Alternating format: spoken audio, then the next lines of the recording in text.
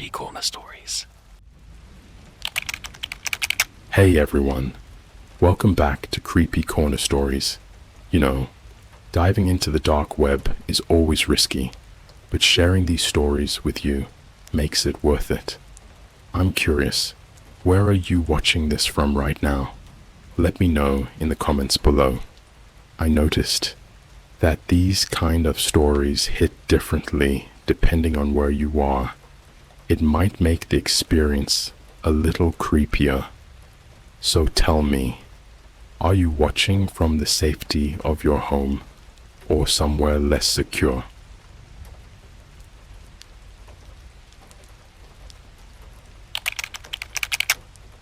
I was invited to a dark web livestream called The Cure.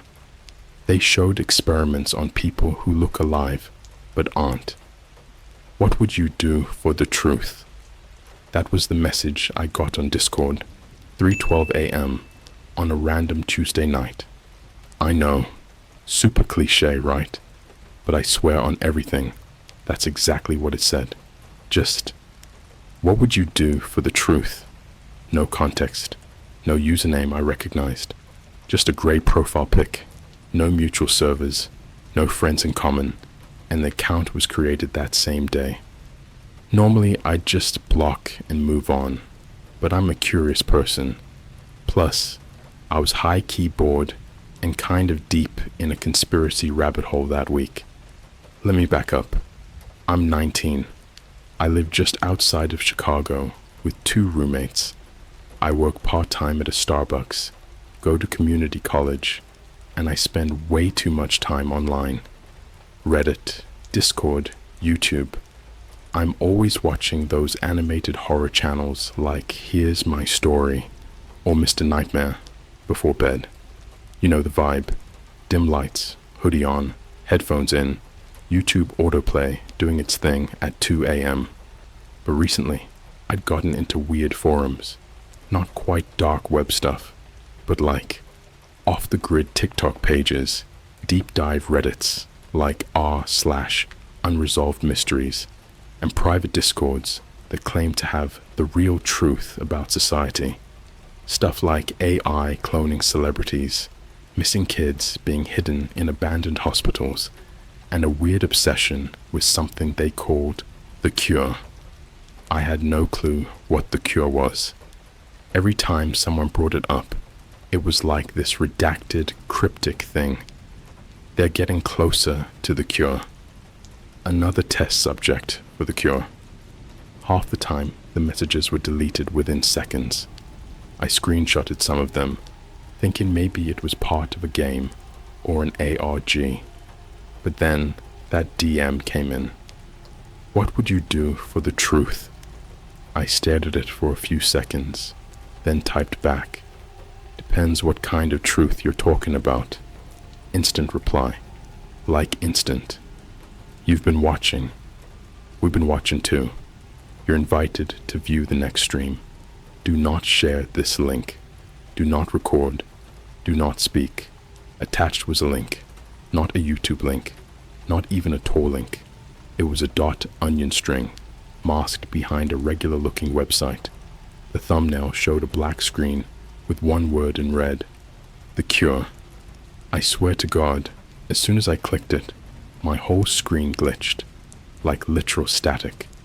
I thought my laptop was gonna brick right there, but then it went black and loaded this old school looking player. No controls, no chat, no comments, just a blinking red countdown, 23 hours and 57 minutes. I checked the source code. Yes, I'm that guy, and it was empty, like totally blank. Just a shell page with a video player embedded.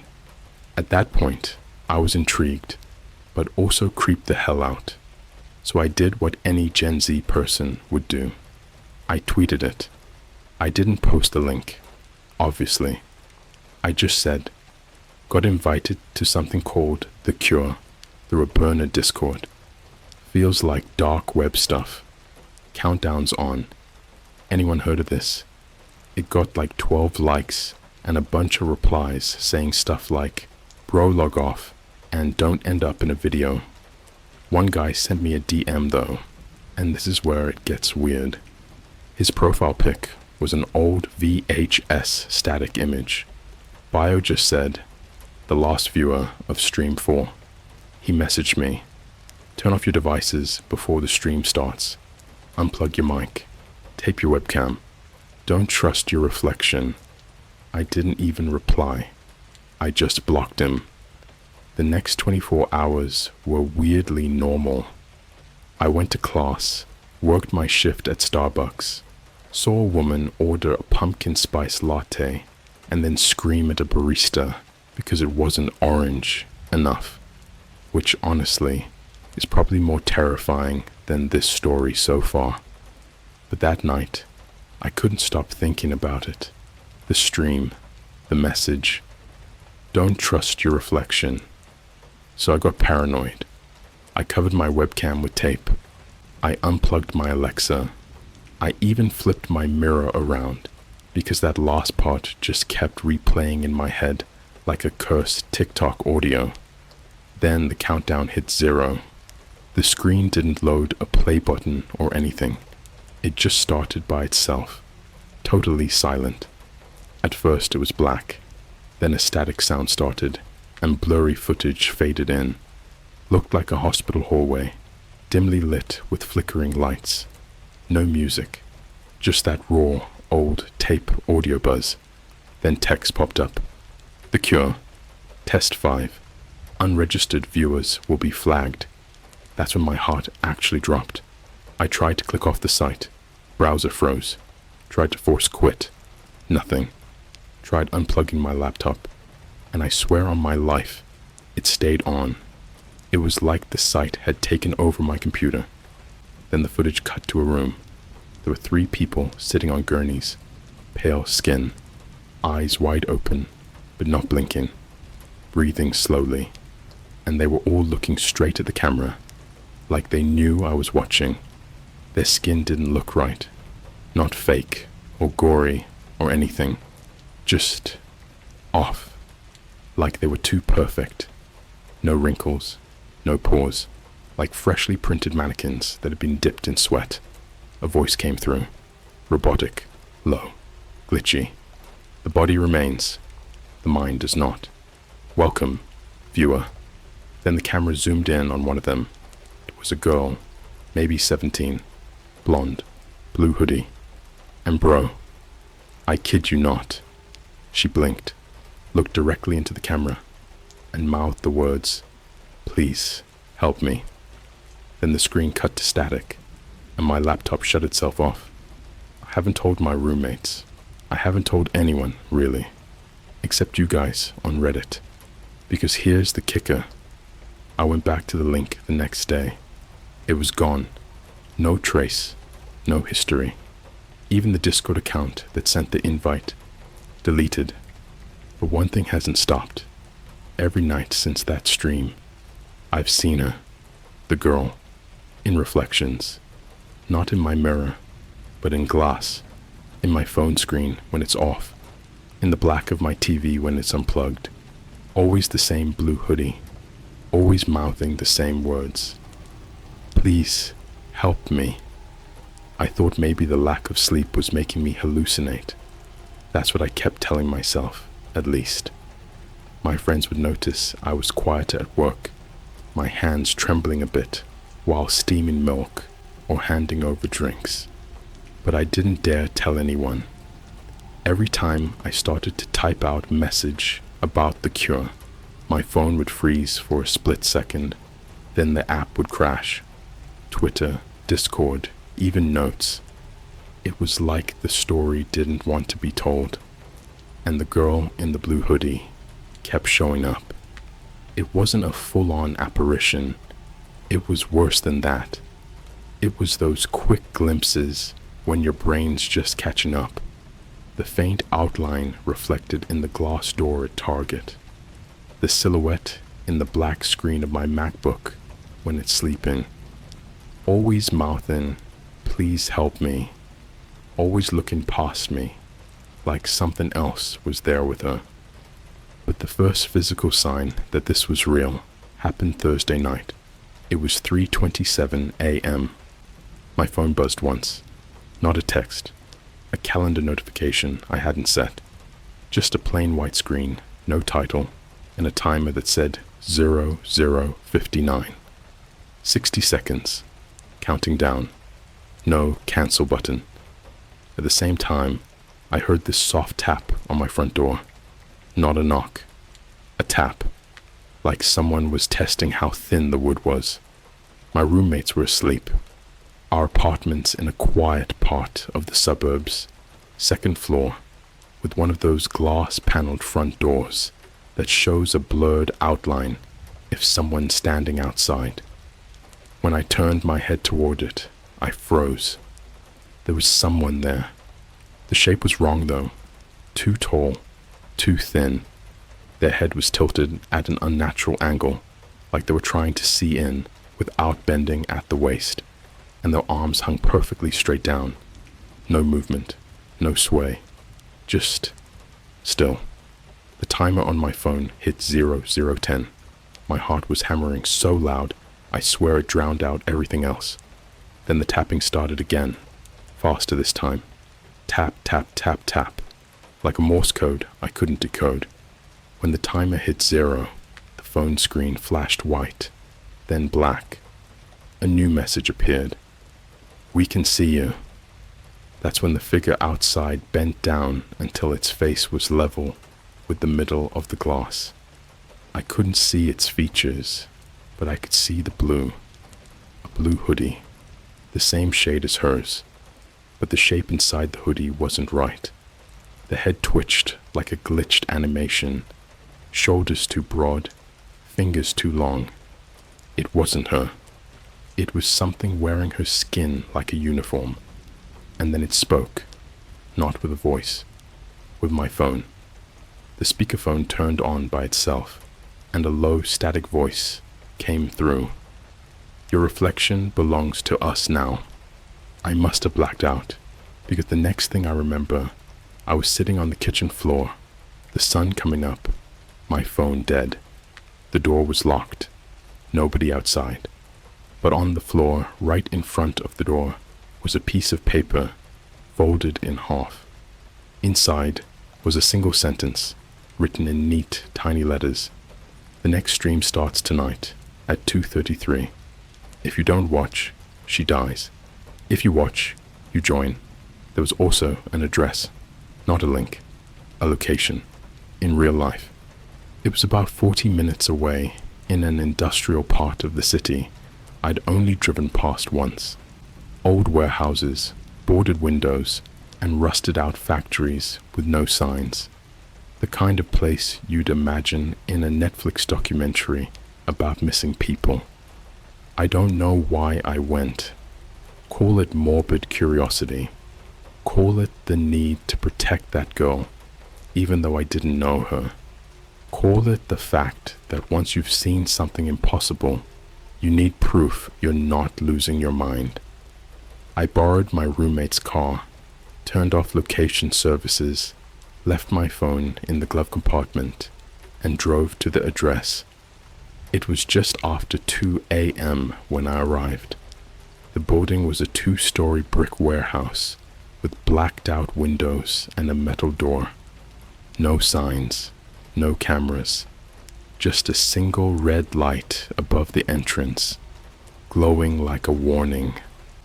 I walked up, thinking maybe it was some kind of weird art installation or underground club, but the second my hand touched the door, it clicked open. Inside was pitch black, except for a faint glow at the far end of the hallway. The air smelled like old hospitals and burned wires. No music, no chatter, just that low, constant hum, like 1,000 computer fans running at once. I followed the glow until I reached a huge room. In the center was an old CRT television on a rolling cart, the kind you'd see in a 90s classroom. No cables attached, just sitting there. The screen was on, showing the same girl in the blue hoodie, sitting in a chair, hands tied behind her back. She was breathing, eyes darting around like she could see something I couldn't. But she wasn't looking at the camera. She was looking at me. Her lips moved. "They're behind you." I spun around. The door I'd come through was gone. Just a blank wall now. And in the darkness behind me, I heard slow footsteps. Not one person. Several. The hum grew louder. My ears started ringing. The TV flickered and showed a different angle. My own back, standing in that room. It was filming me, live. Then a voice whispered right into my ear, even though no one was there. "You watched. Now you join." I don't remember how I got out. I remember flashes, being dragged, a hallway lined with mirrors covered in fingerprints, a hand pressing something cold against my neck, waking up in my car in a gas station parking lot at 5 a.m., shaking and drenched in sweat, my roommate's car keys still in my hand, my phone sitting on the passenger seat, screen on, showing a countdown again, 72 hours, 3 days, and below it, a message. "Bring another viewer, or she disappears for good." I tried to drive home, but when I looked into the rearview mirror, my own reflection didn't blink when I did. And sitting in the back seat, just barely visible in the dim morning light, was the girl in the blue hoodie, not mouthing, "Please help me," anymore, mouthing something else, something I can't even type out without my hand shaking. The girl in the blue hoodie didn't vanish when I blinked. She didn't glitch out like a jump scare in a horror short. She didn't dissolve into shadow or evaporate in a puff of dream logic. She just sat there, perfectly still in the back seat of my roommate's Hyundai, watching me through the mirror. Her mouth moved again. No sound, but I could read her lips this time. It wasn't, "Please help me." It wasn't, "They're behind you." It was worse. It's not me anymore. I didn't drive home. I didn't even turn around. I stepped out of the car and walked into the gas station. The guy working the overnight shift gave me this weird half glance, like he knew something was off, but didn't want to get involved. I went to the bathroom, locked the door, and stared at myself in the mirror for 5 full minutes. My reflection blinked when I did, moved when I moved, but the expression wasn't right. It was like I was wearing me, like my face wasn't mine anymore, like my skin didn't quite fit. I splashed cold water on my face, but the water felt warm, like bath water, like something had already touched it before me.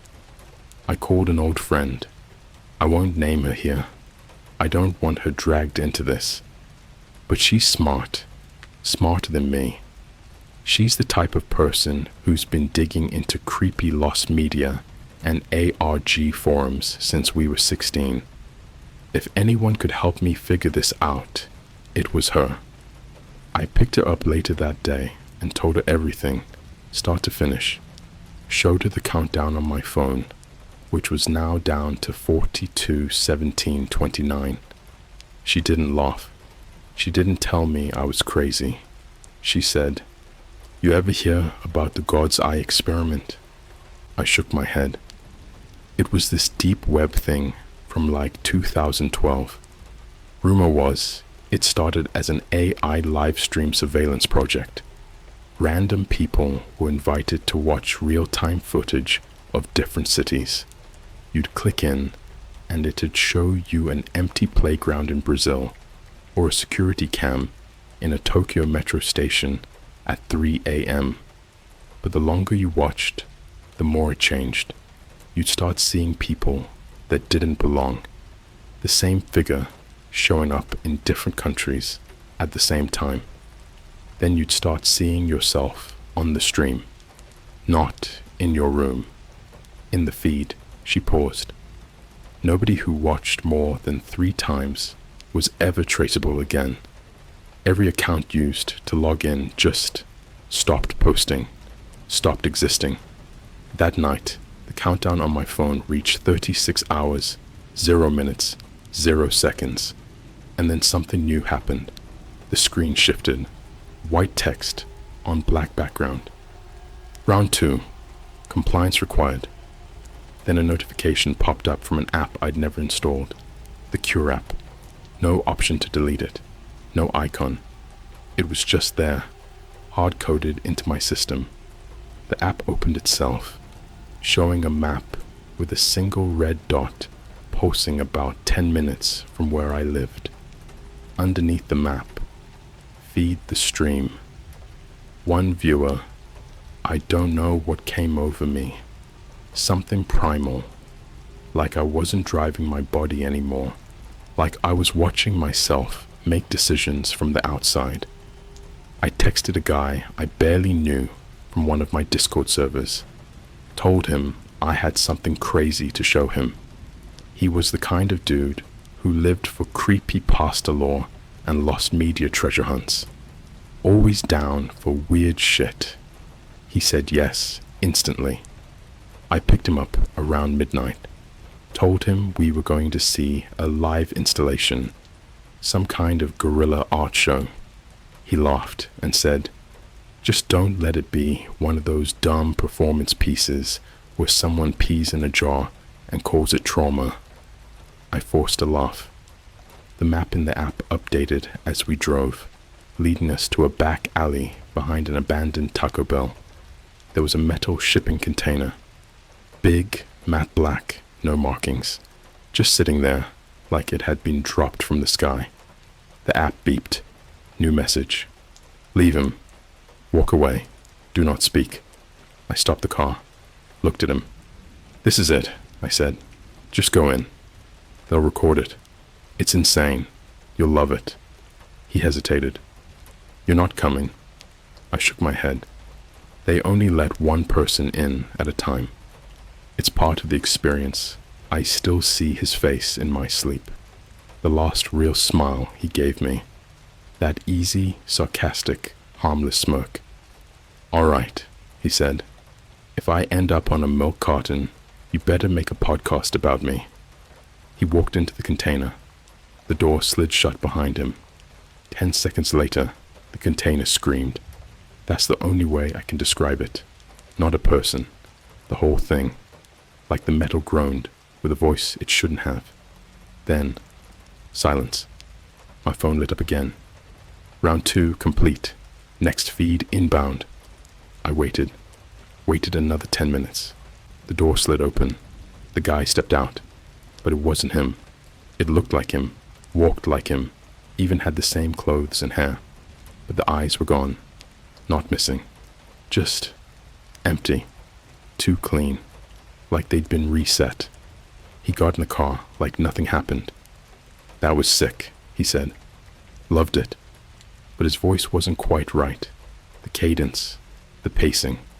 Like he was reading off a script written by someone who had only seen humans in movies. I drove him home. He didn't blink once the entire ride.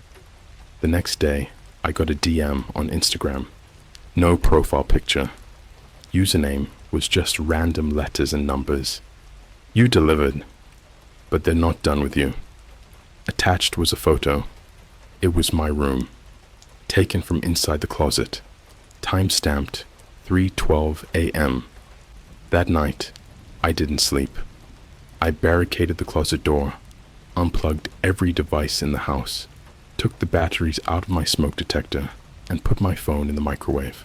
Don't worry, I didn't turn it on. At 2:33 a.m., the house went completely silent. Not just quiet, silent. No wind, no humming fridge, no creaks in the floorboards. Like the world had been paused. And then I heard it again. Tap, tap, tap, tap, tap, coming from inside the closet. I held my breath. The tapping stopped. A low voice, barely a whisper, rasped from the other side of the door. "What you gave us wasn't enough." Then the lights went out. I came to in the bathtub at 7 a.m., phone in my lap. Countdown of 24 hours, 0 minutes, 0 seconds. A note written in black ink on the wall above me. Final stream. Make them watch, or join them. My reflection in the faucet handle showed 3 people standing behind me. When I turned around, no one was there. But the mirror. The mirror showed the girl in the hoodie again. She looked different now. Her skin was peeling, like something else was trying to crawl out. And behind her, a version of me. Face blank, eyes gone, mouth sewn shut, twitching, waiting, watching. There's a certain point when you're not scared anymore in the normal sense. You're not jumping at noises or panicking at shadows. You're hollow, like your body's just waiting for the inevitable, like you're already a ghost. That's where I was when the countdown on my phone hit 0, 0, 0, 0, 0, 0. It didn't buzz. It didn't ring. The screen didn't even light up. It just turned white, and a single line appeared. Final stream initiated. Remain still. Then the screen went black. My reflection appeared on it. Only it wasn't exactly me. The nose slightly off. Eyes a little too far apart. Like an AI trying to generate my face, but messing up the details. Its mouth moved, but no sound came out. Then text scrolled across the bottom. You are the feed now. Every window in my apartment went dark at once, like someone had taped black paper over them from the outside. My roommates were gone. Not just gone. Their beds were still warm, but their clothes, their shoes, even their phones were missing. The air got heavy, like the oxygen had been sucked out. And then, from the living room, came a glow. Not light. Glow like a dim underwater green. I followed it, because I couldn't not follow it, like a puppet on invisible strings. Where my TV had been was a different screen, an old wood-frame television, the kind my grandparents had in the 80s. It wasn't plugged in, but it was on, showing a room I'd never seen before. White walls, stainless steel floors, and lined up along the walls were maybe a dozen people. They were strapped upright in some kind of metal braces, arms pinned out at their sides, their heads tilted back at the same perfect angle. All of them had their mouths sewn shut with thick black thread. Their eyes were open but blank, like glass marbles. In the middle of the room stood the girl in the blue hoodie. Only now the hoodie was shredded, hanging off her like wet tissue. Her skin was pale and cracked, her hair matted. She wasn't tied down anymore. She was standing. Her mouth opened, and she spoke. But the voice that came out wasn't hers. It was low and doubled, like 2 voices layered slightly out of sync. Feed accepted. Final stage begins. The people on the walls started convulsing in unison. Their spines arched, their heads jerked, their sewn mouths stretched until the stitches snapped one by one, little black threads curling down their chins. But they didn't scream. They made no sound at all, just breathed heavier and heavier until the sound filled the whole room like a storm. The TV flickered. Suddenly, the camera angle changed, and I saw myself, standing in my own living room, on their screen.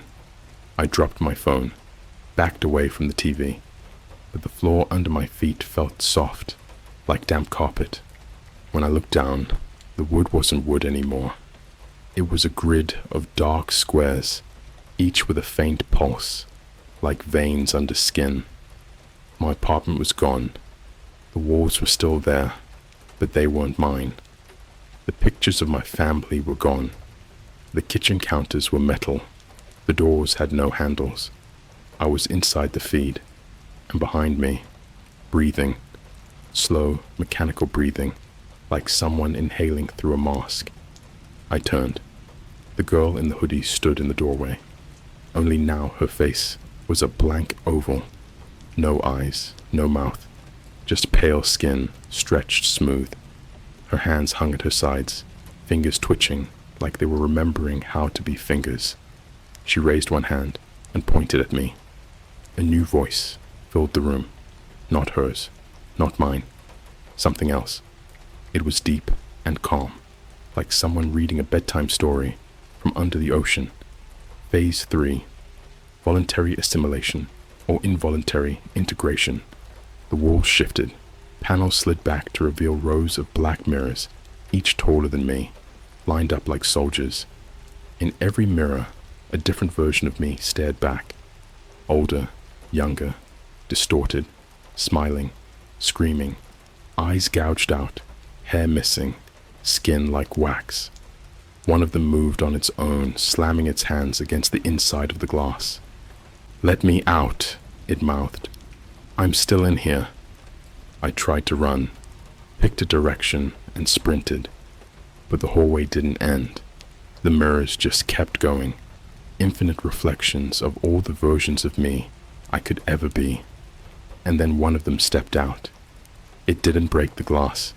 It just slid forward, like it had always been there. My height, my build, but the face, blank, pale. It moved toward me without walking, gliding across the floor. When it got close enough, its skin split down the middle like a zipper, and something else started to crawl out. I shut my eyes. I don't even know what it was.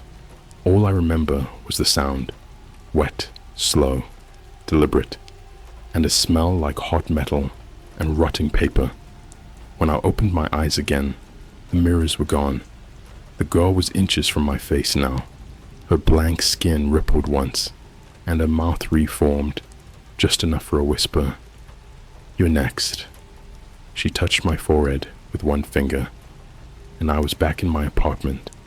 The TV was gone, the walls normal again, my roommate's stuff back where it had been. But my phone wasn't normal. The screen was a live feed of me, sleeping, on my own couch, except I was awake, standing there, watching myself sleep, and on the sleeping me's arm, carved into the skin like a tattoo. Final feed, 6 hours. That's where I am now, writing this. Every mirror in the house is covered. My phone won't turn off.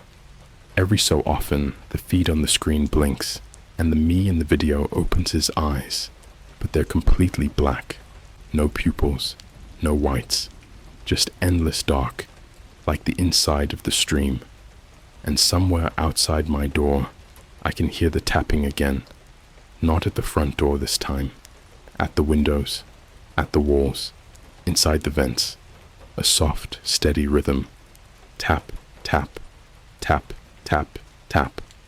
Like a countdown you can't stop. You know that feeling when you wake up from a nightmare that didn't feel like a dream? That moment where your brain hasn't caught up. Your heart's pounding out of rhythm, and you're still halfway convinced something followed you back. That's how it feels all the time now. Except I never woke up.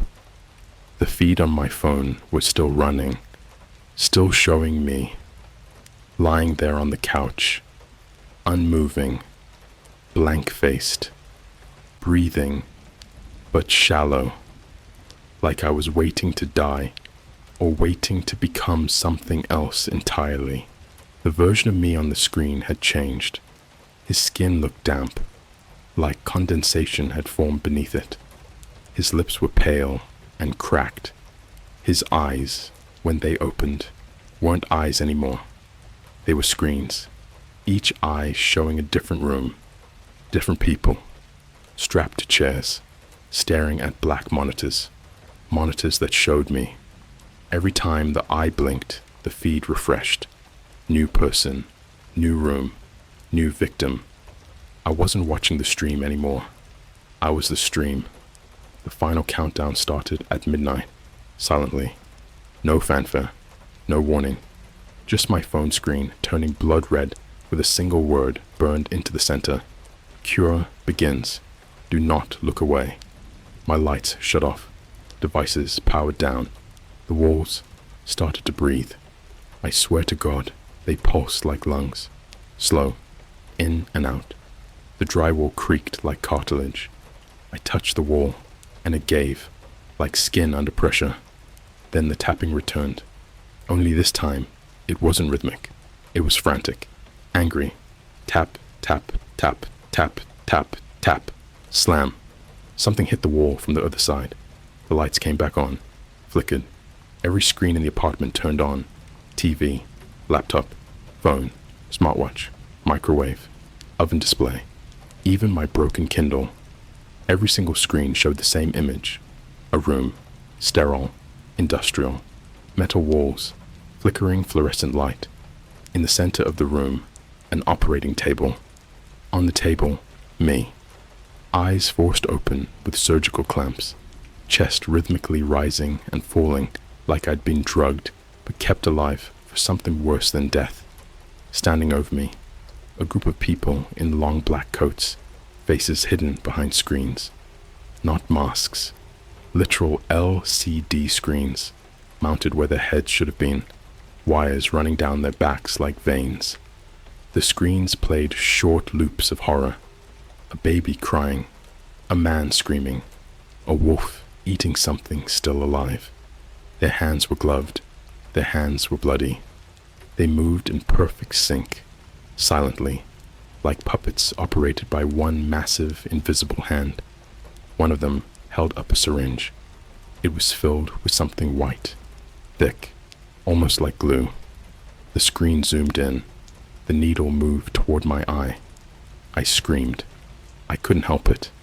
My body was shaking, frozen, screaming, but the me on the screen didn't even flinch. The needle pushed into the eye, and the liquid flowed in. The pupil turned white. The iris cracked like glass. Then the screen cut to static. Everything in the room shut off. Silence. Then the microwave beeped. Just once. I walked over slowly, afraid of what it would say. The screen just read, "You're cured. Welcome home." I turned around, and I wasn't in my apartment anymore. I was back in that room, the metal walls, the operating table, the lights buzzing like flies. But now there were mirrors on every surface. Every mirror showed a different version of me.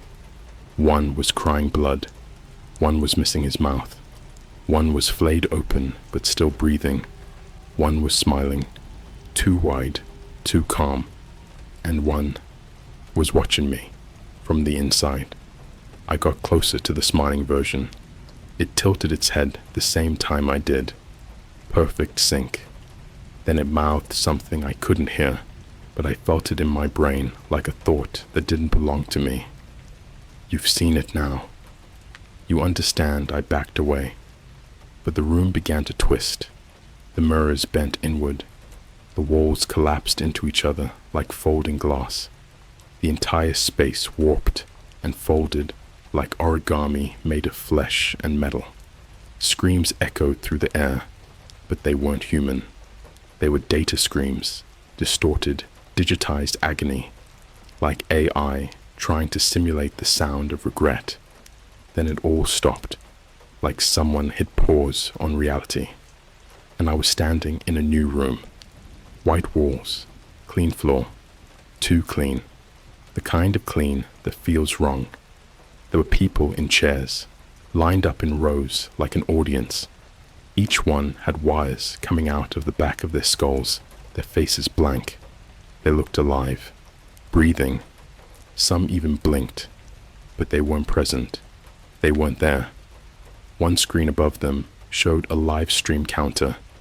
Live. 28,903 viewing. And in the corner, a logo. The Cure. A voice crackled over hidden speakers. "We have cured pain. We have cured choice. We have cured thought. Now we cure you." I tried to run, but my body didn't move. Instead, my own limbs walked me forward. I sat in the empty chair at the front. The moment I did, clamps closed around my wrists and ankles. A thin metal needle dropped from the ceiling, slowly lowering itself toward my neck. I screamed again, but no one looked. No one heard. They were too busy watching. I don't remember what happened after that. I remember flashes, cold, wires, the feeling of someone opening my skull and taking something out, then putting something else back in. A replacement, not a brain, a receiver. When I woke up, I was in my room. But it wasn't my room. Everything was identical, but wrong in ways you'd only notice if it used to be yours.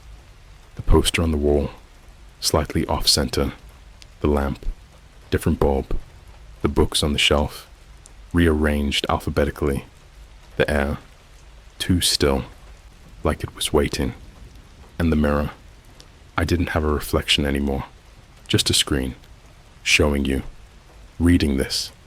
Right now, do you understand what the cure is? It's not a show, it's not an experiment, it's not a cult or a conspiracy or a haunted website. It's a system. It finds people who watch and makes them watched. It spreads like a signal, not through links, not through IPS, through attention. Every time someone watches the stream, it doesn't show them horror. It turns them into horror. Every viewer becomes a camera. Every camera feeds the system. Every system feeds them. You don't walk away from the cure. You stream it forward. You become it.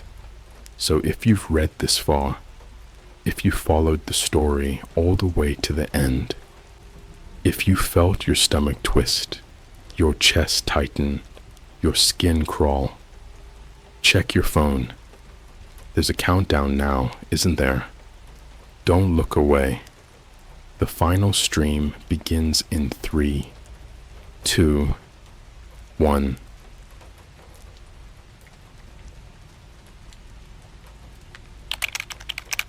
I exposed my ex on Reddit, and now there's a dark web thread offering money to silence me. Okay, so I never thought I'd be one of those people who post on r/nosleep like their life is turning into a horror movie. But here I am. If this gets deleted, archived, or just goes dead silent, assume the worst. Seriously. Anyway, this started out as just some petty drama. I was pissed off. Like, not key your car, pissed off, but let the internet know you suck, pissed off. Let me backtrack a little. I'm 23. I live just outside of Boston in this crammed little apartment with 2 roommates who are barely home because one's always working at Starbucks and the other's a Twitch streamer who's nocturnal or something. I work remotely in IT. Boring, I know. And in my free time, I'm pretty active on Reddit. Mostly tech stuff, gaming, some meme pages, normal stuff. I also had this throwaway account I'd use for venting, just random rants I didn't want tied to my real account. So, 3 months ago, I got out of a messy relationship, like crazy messy. My ex, Jenna, was this Instagram fitness influencer, around 70,000 followers, not huge, but enough to be mildly internet famous. She did meal prep posts, gym selfies, hashtag mental health Monday type stuff. At first, it was cool, but after a while, I started noticing how fake everything was. I'm talking airbrush abs, pretending to cry for mental health clout, and even stealing other people's captions. She was one of those people. We were together for 1.5 years. At first, it was great, but over time, things got dark. She started getting obsessed with followers. Like, I caught her editing the backgrounds of her photos to make it look like she was in Dubai or some rooftop bar in LA. Meanwhile, We were literally eating microwaved pizza rolls in a studio apartment in Brighton, but it got worse. She started using me for clout, made it seem like I was this supportive boyfriend who was manifesting success with her, when in reality, I was paying her rent half the time and listening to her scream at me because a brand deal didn't go through. She was cheating on me too. I found Snapchats she forgot to delete. One of them was with this gym bro from Texas with a verified checkmark. Real classy. So yeah, I broke it off. And it wasn't even dramatic. I just packed my stuff one night while she was at a fake meditation retreat and dipped. Blocked her on everything. Changed my number. Done. Or I thought I was done. About 2 weeks after the breakup, I wrote a Reddit post on a throwaway account, not doxing her or anything, just venting about dating an influencer and how insane the relationship got. I included some redacted screenshots, blurred usernames, and even changed some names around. The post went viral, like 27,000 upvotes in a day. People were eating it up. It was on TikTok, YouTube Shorts, even made it to Instagram meme pages. Someone made a whole dramatic reading video of it, with creepy piano music in the background. Funny stuff, honestly, until it wasn't. That night, I noticed a random Gmail notification saying someone had tried to log into my work email. I used two-factor authentication, so they didn't get in, but it was weird. Then the next day, my personal Instagram got hit. Like, someone tried to reset the password from a location in Serbia. I don't know anyone in Serbia. At first, I thought maybe Jenna was mad. Maybe she found the post and was trying to mess with me. But then I got a DM that changed everything. It was from a throwaway Instagram account. 0 posts, no profile pic, just one message. Delete the Reddit post, or you won't be able to delete what comes next. I didn't respond. Honestly, I laughed it off. Like, what is this? A TikTok villain origin story. Then came the second message. Check this link. Thread number 47. See what your name's worth. They sent me a .onion link. I'm not proud of it, but I've been on the deep web before, mostly out of curiosity. A couple years back, my college roommate showed me how to access it through Tor. I remember seeing weird drug forums, sketchy gambling sites, some unsettling hitman for hire pages that looked like they were made in 2003. I never clicked anything. It just freaked me out. But this time, curiosity got the better of me. I downloaded Tor again, used a VPN, and clicked the link. The site was like an old message board, similar to Reddit, but stripped down and ugly. Black background, red and white text. The title at the top said, "The Cleaner's Ledger, Bounty Requests Only." No replies, no mistakes.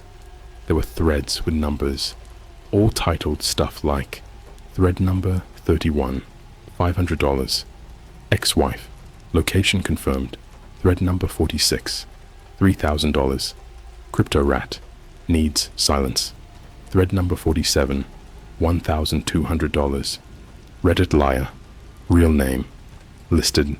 That one had my name, my full name. I froze.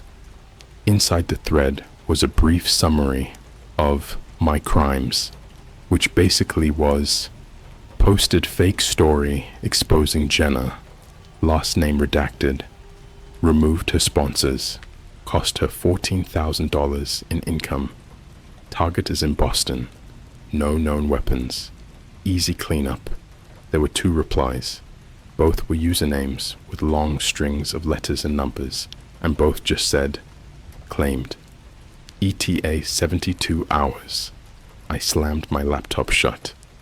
For a second, I couldn't even breathe. Like, my chest locked up, and I felt like I was going to pass out. I immediately deleted every post I'd made on that throwaway Reddit account.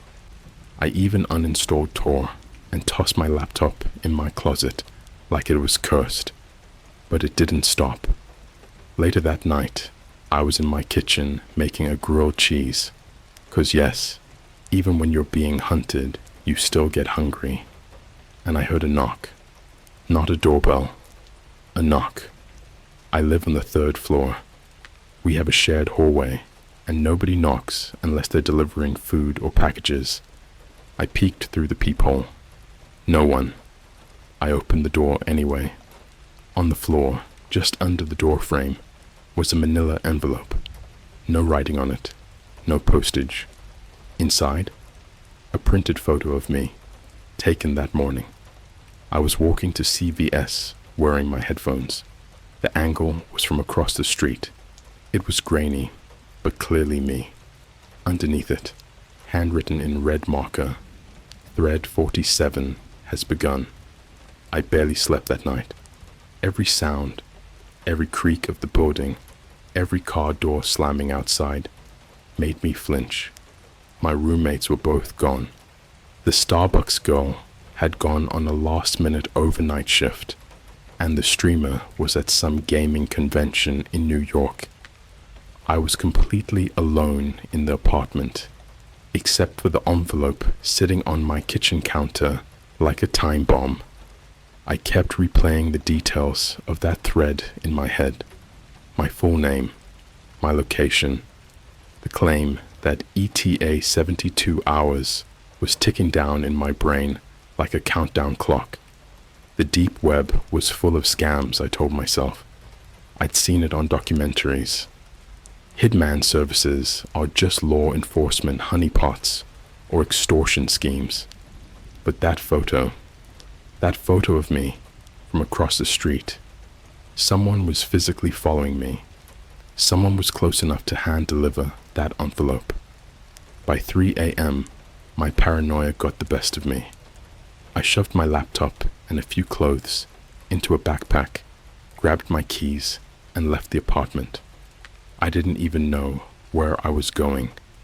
Maybe a hotel, maybe just a drive until sunrise. I pulled up the Lyft app. No drivers nearby.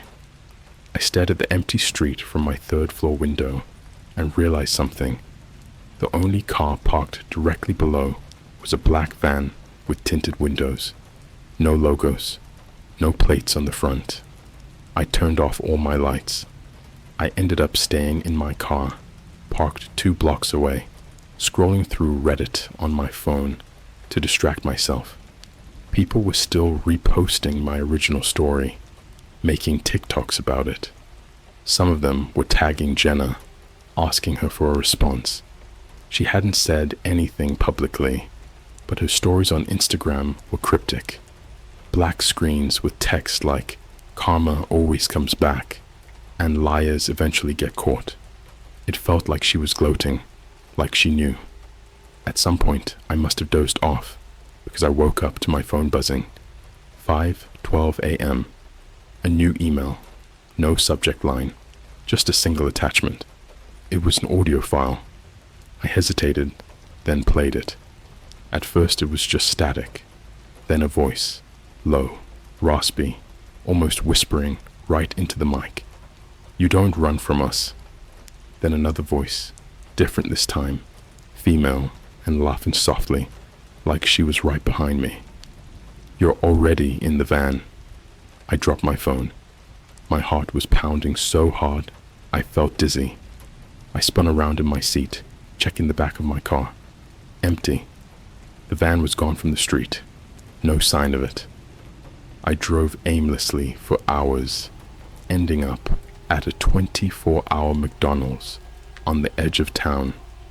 It was one of those weird ones connected to a gas station with flickering fluorescent lights and a single worker behind the counter who looked like she hadn't slept in days. I ordered a black coffee just to have something warm to hold. My hands wouldn't stop shaking. There were only 2 other people in the place.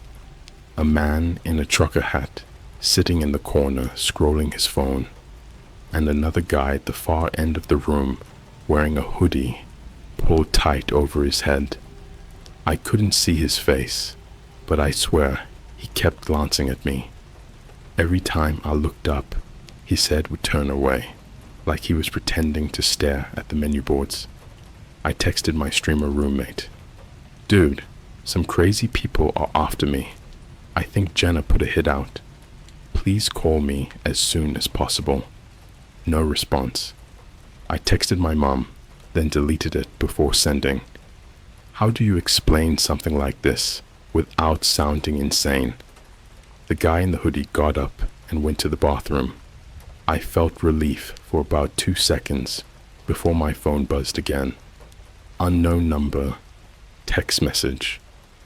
McDonald's bathrooms are tiny, easy to clean. I didn't even finish my coffee. I left everything on the table and bolted out the door to my car. When I got home later that morning, the apartment door was unlocked. I'm obsessive about locking doors. I lock it even if I'm taking out the trash. My roommates know this, but now it was wide open, like someone had just walked in and out without a care in the world.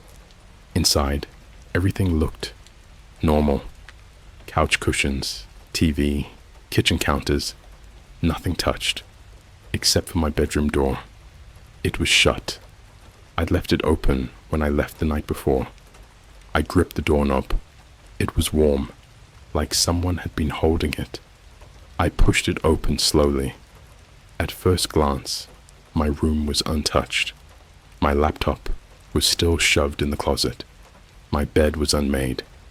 But then I saw the note.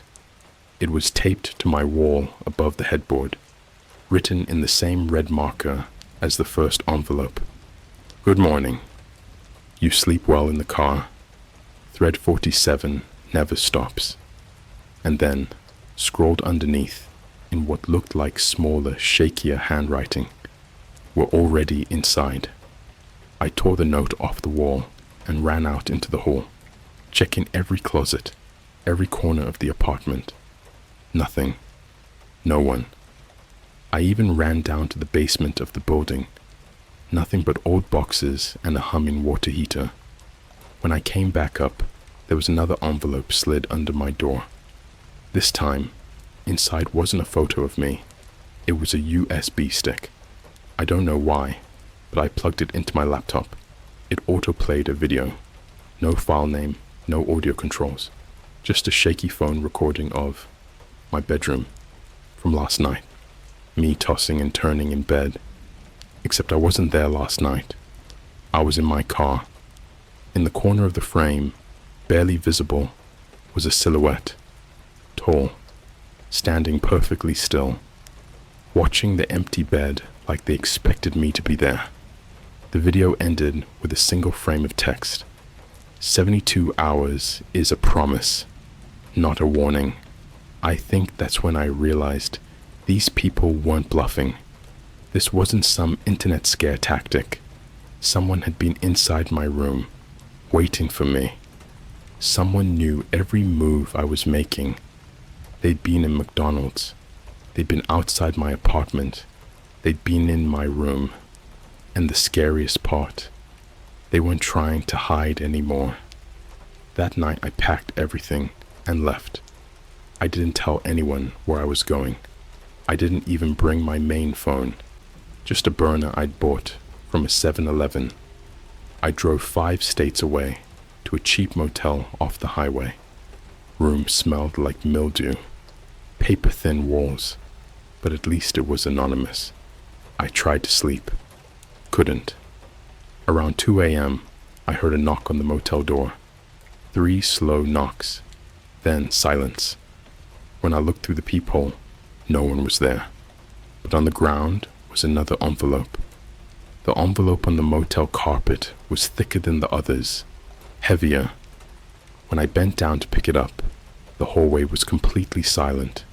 No footsteps, no doors opening, just me standing there in that humid, stale corridor, with buzzing fluorescent lights that flickered like they were shorting out. I locked the door behind me and sat down on the edge of the bed. The envelope had no writing on the outside, no stamp. The edges were smudged, like someone had handled it with dirty fingers. My hands were shaking so badly, I almost dropped it.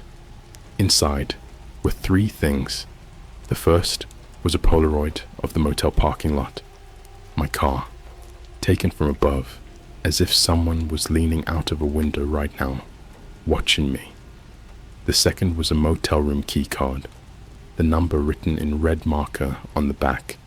Room 8. My room was number 14. The third was a folded napkin from a Starbucks, crumpled and greasy. On it, written in the same jagged red ink, "You're making this harder. Come to room 8, or we come to you." I sat there frozen, staring at the napkin.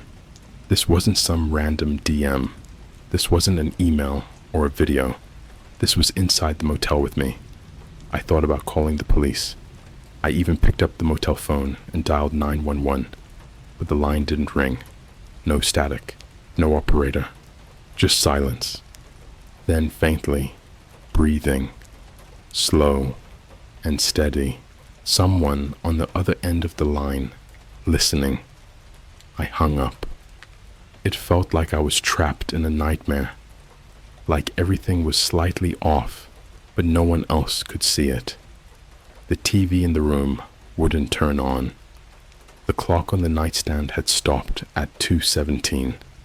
My reflection in the bathroom mirror looked pale, like a washed-out version of me. And then, from the hallway, 3 slow knocks. I cracked the blinds just enough to peek out. The parking lot looked normal. A semi-truck parked near the edge. A family's minivan near the ice machine. No one walking around. But directly across from my window, the curtain of room 8 shifted. Just barely. Like someone was standing behind it, waiting. I don't know what possessed me, but I grabbed the room key card and went. The hallway felt longer than before, like it stretched out farther than it had when I first arrived. The carpet was damp under my shoes.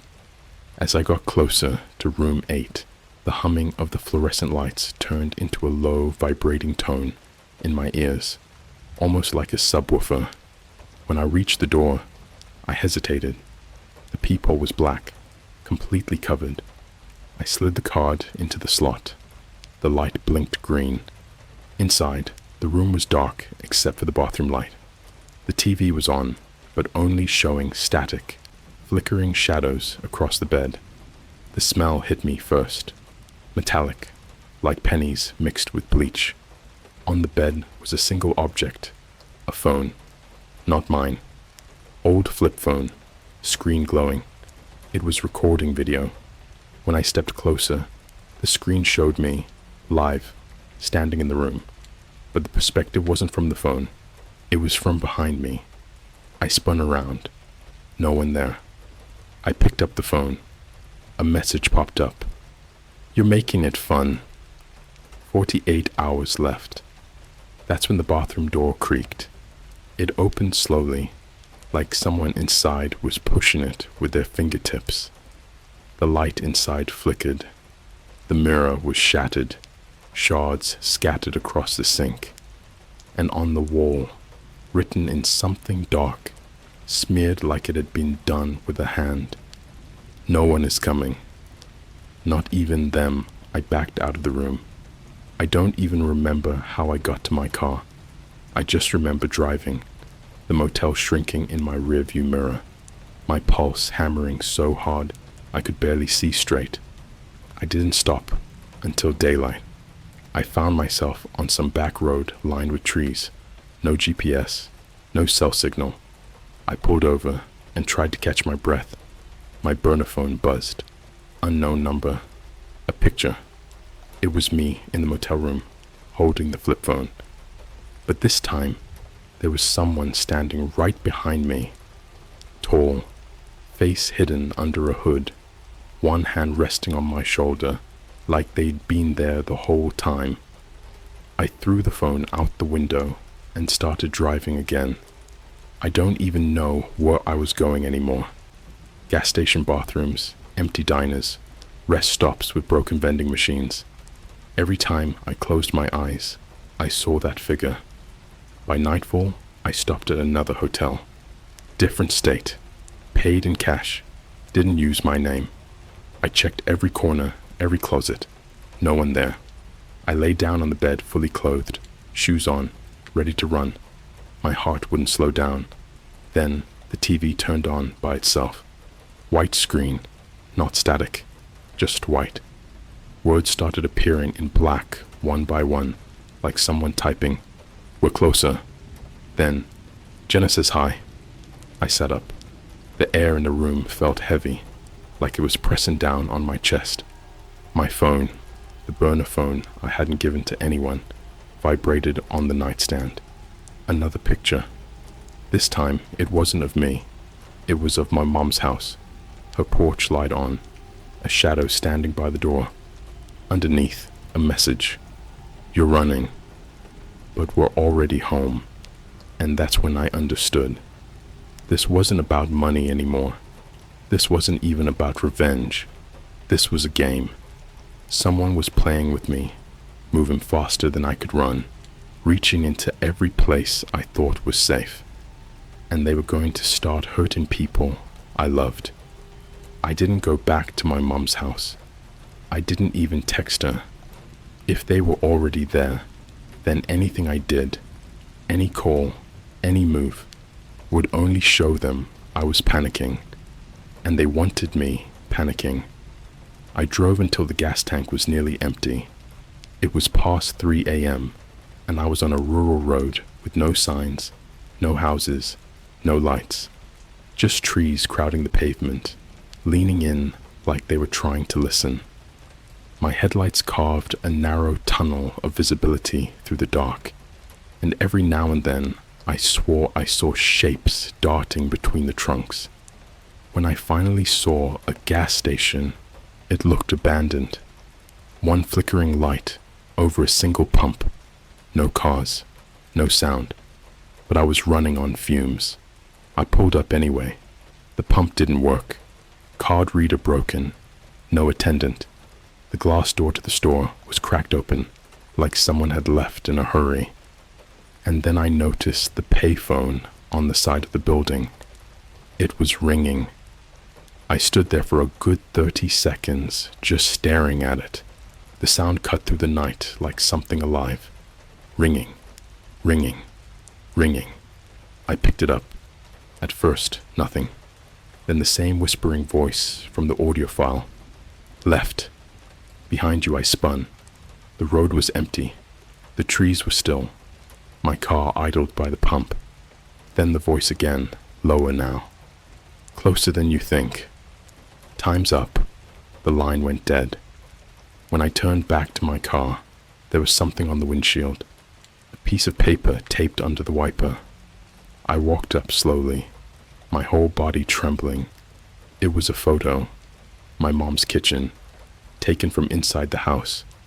She was sitting at the table, hands over her face, like she'd been crying, written across the top in red ink. "You didn't warn her." I dropped the photo, jumped in the car, drove. I don't even remember the next few hours. I just remember ending up at another cheap motel off a highway. Rooms smelled like mildew and cigarettes, curtains half ripped, a single bare bulb over the sink. I locked every lock, even pushed the dresser against the door. Sat down on the bed with my back to the wall. My burner phone was on the nightstand, face down. I could feel it buzzing every few minutes. Pictures, texts, voicemails. I didn't check them. I knew whatever was on there would only push me further over the edge. The air in the room felt heavier by the minute. My skin prickled like static electricity. And then the bulb over the sink started dimming and brightening, dimming and brightening, like it was breathing. And under it, on the floor, was a shadow. Not mine. I didn't hear the door open, but suddenly, someone was in the room. Tall, hood pulled low. I couldn't see a face. I couldn't even tell if it was a man or a woman. Just tall, broad shoulders, one gloved hand holding something small and black. A phone? A remote? They didn't speak. They just stood there, blocking the door. The light flickered harder. Then, behind them, the curtain shifted. Another figure slipped in. Smaller, quicker, hood too. I pressed myself back into the corner of the bed. My hands were shaking so bad I couldn't even reach for anything to defend myself. The taller one stepped forward, slowly, reached out and placed something on the nightstand. A Polaroid, fresh, the chemicals still wet. It was me, sitting on the bed, eyes wide, right now. They'd taken it just now. The smaller one moved to the bathroom and shut the door. I heard the faucet run for a second, then stop. The taller one crouched down in front of me, gloved hands on their knees, head tilting slightly, like a dog. I could hear them breathing through some kind of mask, slow, steady. They took out a phone, showed me the screen. It was a live feed of my mom's house again, but now she wasn't at the table. She was on the floor. The figure tilted their head the other way, like they were enjoying my reaction. I don't remember making a sound, but the next thing I knew, the smaller one came out of the bathroom holding another Polaroid. It was of my car, taken just now, except the trunk was open. They both turned their heads toward me in perfect sync. The taller one spoke for the first time, a low, distorted voice. "Running's done." Then they both moved at once. The light went out. I came to in the trunk of my own car. It was moving, the engine humming. Every bump in the road jostled my head against the metal. My wrists were zip-tied, my mouth duct-taped. Through the tiny gap where the back seats folded down, I saw glints of light. Highway signs, maybe. They'd taken me. They were driving me somewhere. I tried to kick, scream. Nothing. My voice died against the tape. The car slowed, turned onto what felt like gravel, then stopped. Trunk opened. Cold air poured in. A hooded face looked down at me. Same mask, same slow breathing. They cut the zip ties, pulled me out. We were in some kind of industrial yard. Broken down warehouses, rusted shipping containers stacked like tombs. No lights, except a single lantern on the ground casting long, jagged shadows. They pushed me toward one of the containers. The door creaked open. Inside, dimly lit, were walls covered in Polaroids. Hundreds of them. All of me.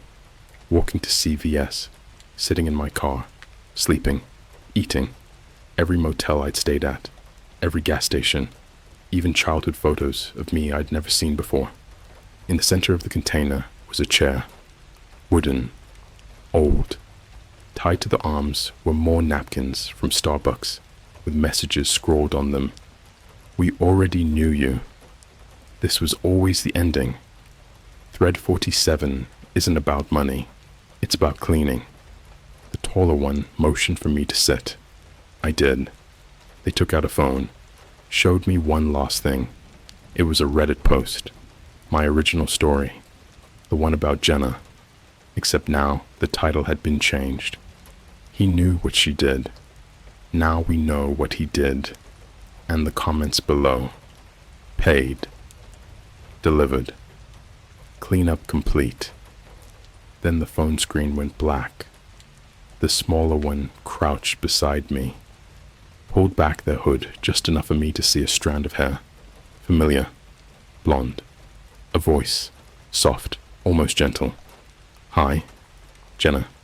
She leaned closer, her breath warm on my ear. "You wanted to expose me. Now we'll expose you." And then she smiled. Not for a camera. Not for clout. A real smile. A dead smile. The taller one lifted something from the shadows. Metal glinted under the lantern. That's when I blacked out. I came to with a taste of copper in my mouth. My head throbbed.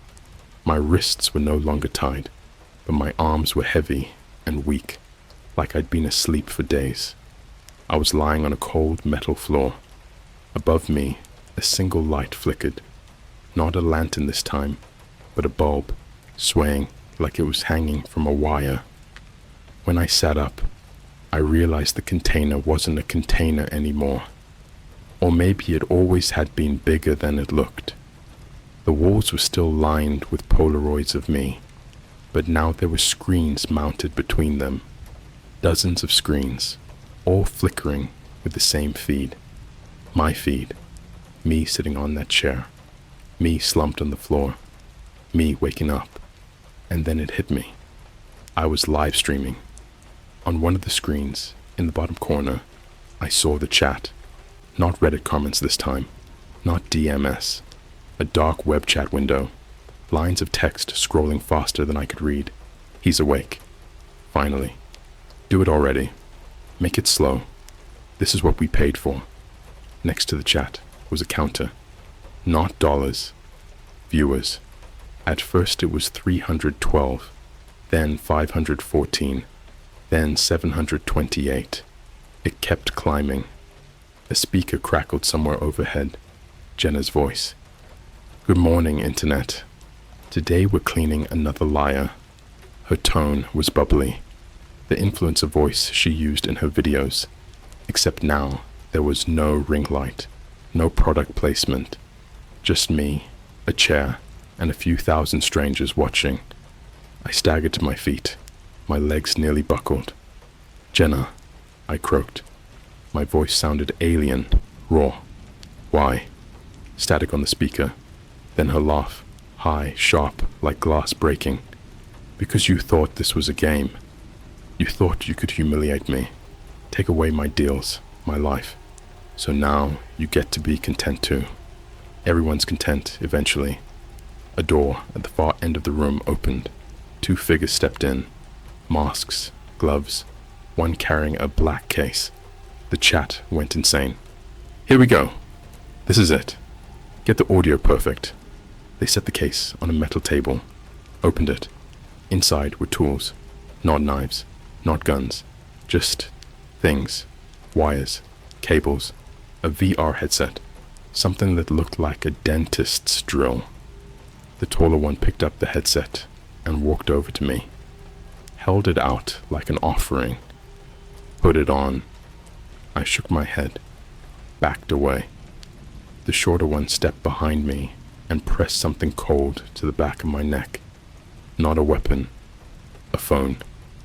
On the screen was another live feed. My mum, still in her kitchen. Only now she wasn't crying.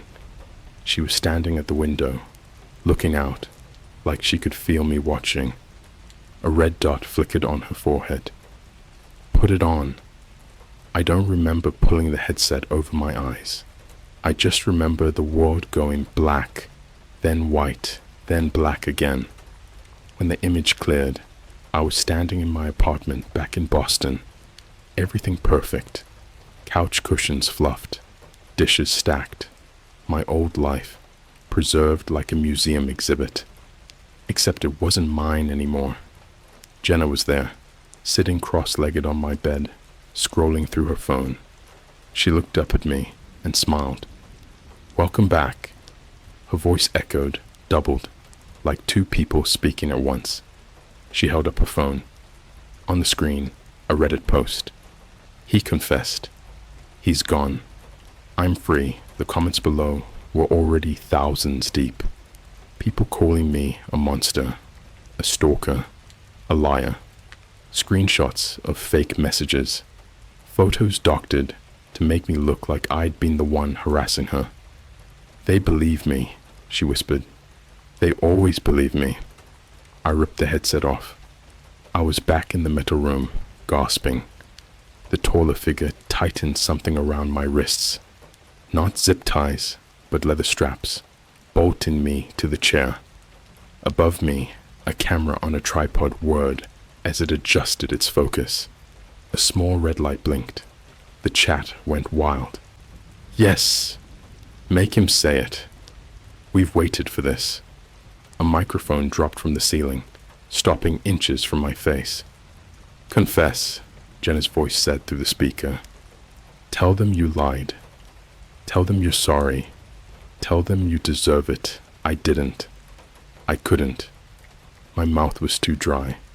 My heart felt like it was splitting. The taller one pulled a knife from the case. Not big, not flashy, just sharp. Held it up to my face so the camera could see. The chat scrolled faster. Slow. Eyes first. Make him remember. But instead of cutting me, they handed me the knife. Untied one of my hands. Do it yourself, the voice said. I looked at the blade. My reflection warped in it. Behind me, on the screens, my mom stood frozen at her window. Jenna's voice again. You wanted to be the hero. Here's your ending. Make it good for the audience. I don't remember what happened next. The screens went white. The chat froze. The taller one turned away. The shorter one pulled off their hood. It wasn't Jenna. It was me. A perfect copy of me, down to the scar on my chin.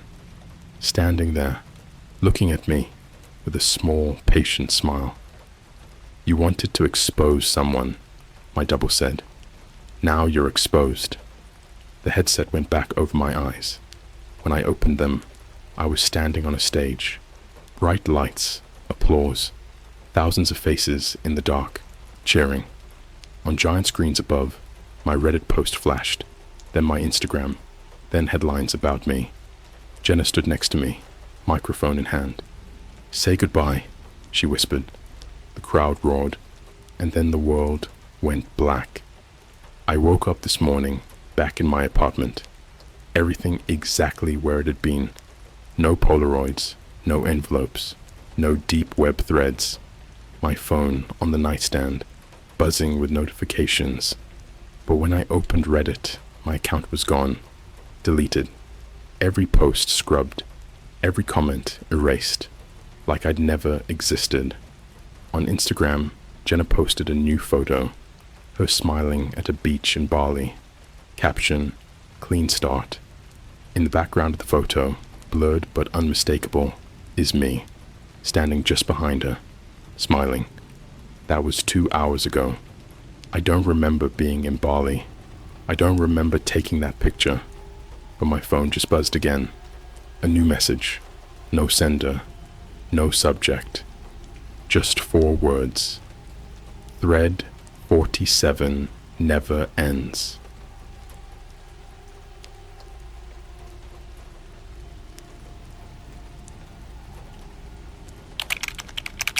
I thought I was arguing with trolls online.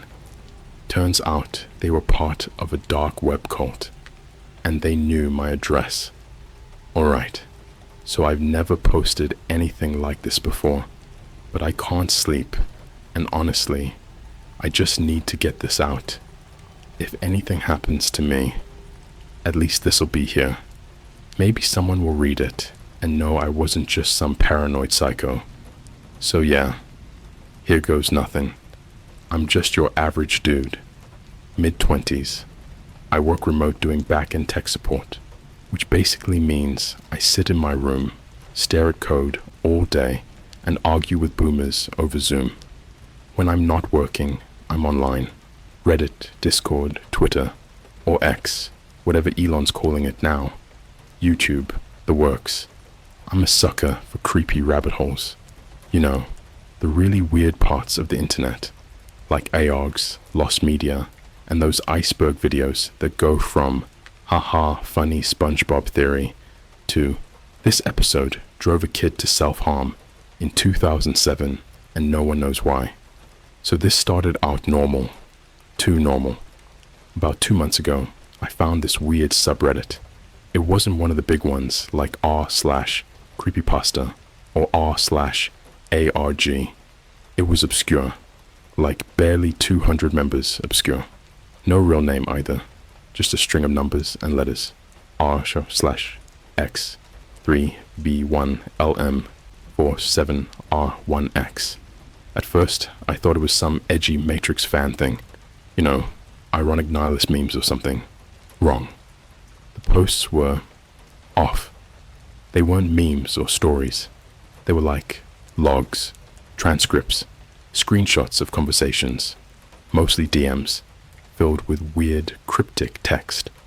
A lot of them were in English, but broken, like run through Google Translate 3 times. The common thing? Every post had a timestamp, a username, and a location tag blurred out, except one.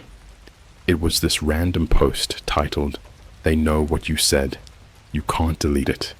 And underneath, a screenshot of a Twitter thread I swear I'd seen before.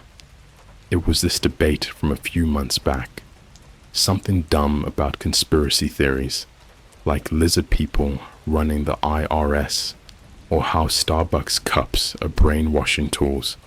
But in the screenshot, there I was, my username, my tweet, my reply, word for word, except I had deleted that tweet months ago. I stared at it for like 10 minutes. I remember tweeting that as a joke, something like, "Lamau, if the government's watching me through my webcam, they're probably bored out of their minds." And someone had replied to me back then with, "They're not bored. They're documenting. I just assumed."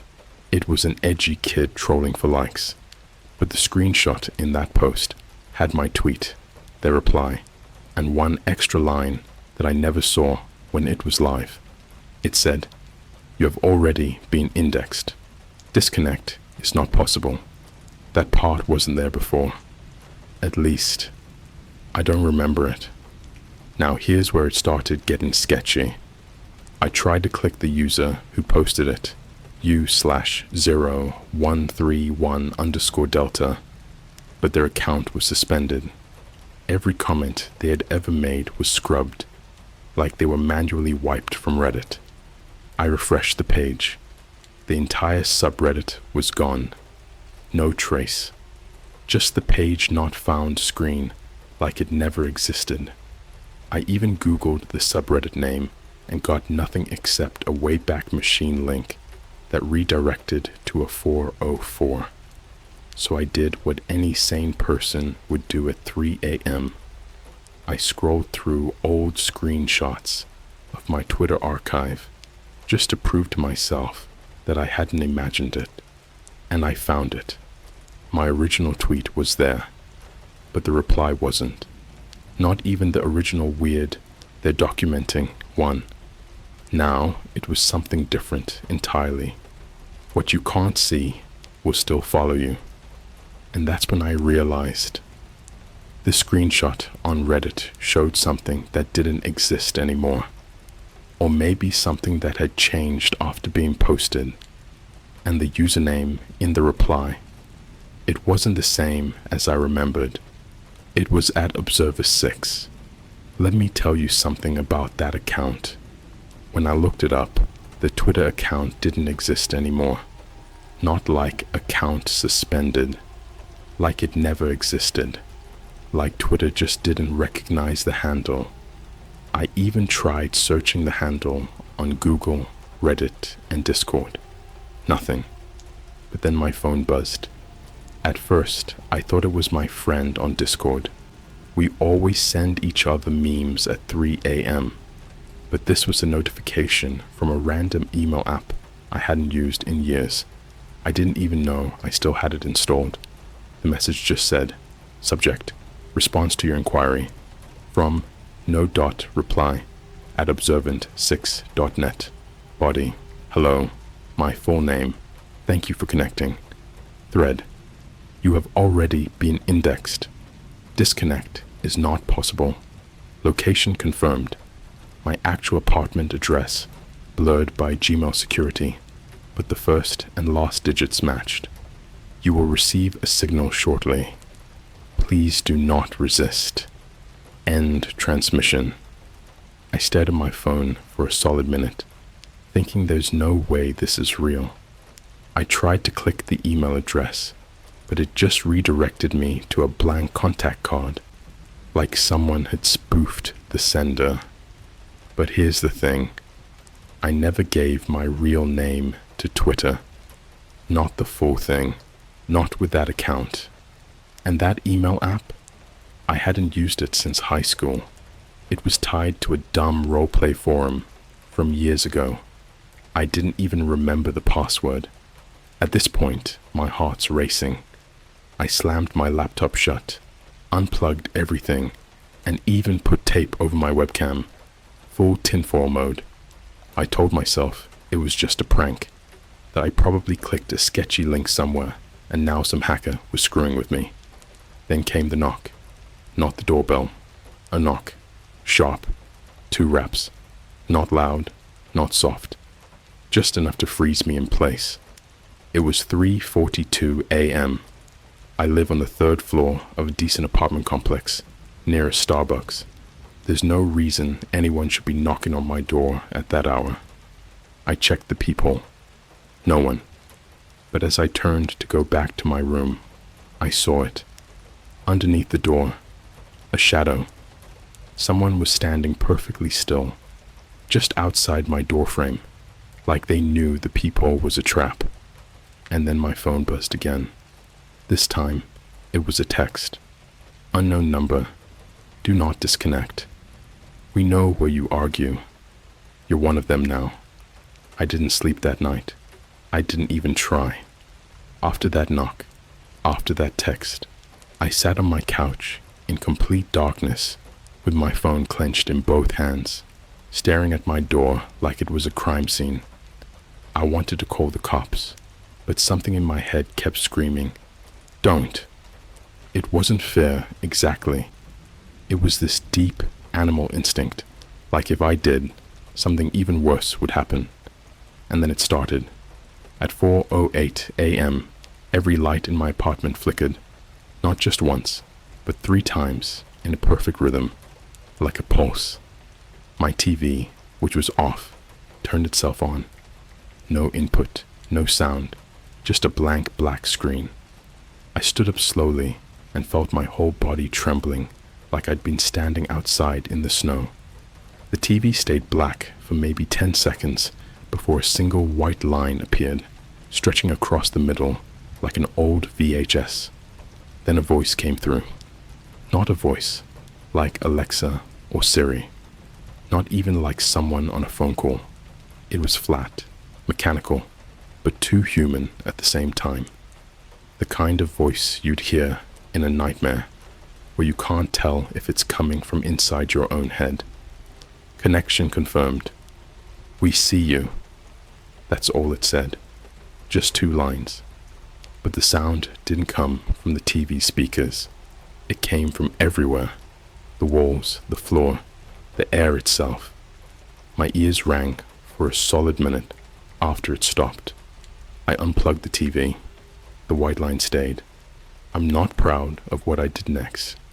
I went to my kitchen, grabbed the biggest knife I had, a dull IKEA chef's knife, and just stood there, pointing it at the door. My hands were sweating so bad the handle slipped twice. I told myself, if they come in, I'll fight. But the truth is, my legs were locked. I couldn't have run if I wanted to. And then the knocking started again, but not on my door, on my walls. 3 slow knocks from the right wall, then silence, then 4 quick taps from the ceiling, then 2 more from behind me, where my bedroom wall connected to the hallway. Not like my neighbors, not like pipes. It was deliberate, patterned, surrounding me. My phone buzzed again. This time it wasn't a text. It was a Discord notification, but from an account I didn't recognize. The profile picture was just a black circle. The name was System. I opened it. System. We're inside now. You're trending. Look outside. Every part of me screamed don't, but I went anyway, slowly. step by step. My blinds were shut, but a faint orange glow seeped through them like a streetlight had been moved directly outside my window. I peeled the blinds back just enough to look. There were 3 people standing in the parking lot below, all dressed in black hoodies with the hoods up, faces obscured. They weren't moving, just standing there perfectly still, angled upward toward my apartment like mannequins. One of them was holding a phone up, pointed at me, and then my TV, still unplugged, flashed again. This time, it showed a live feed of me, from outside, from the same angle as the phone that guy was holding. I backed away from the window, heart pounding so loud it drowned out everything else. My Discord pinged again.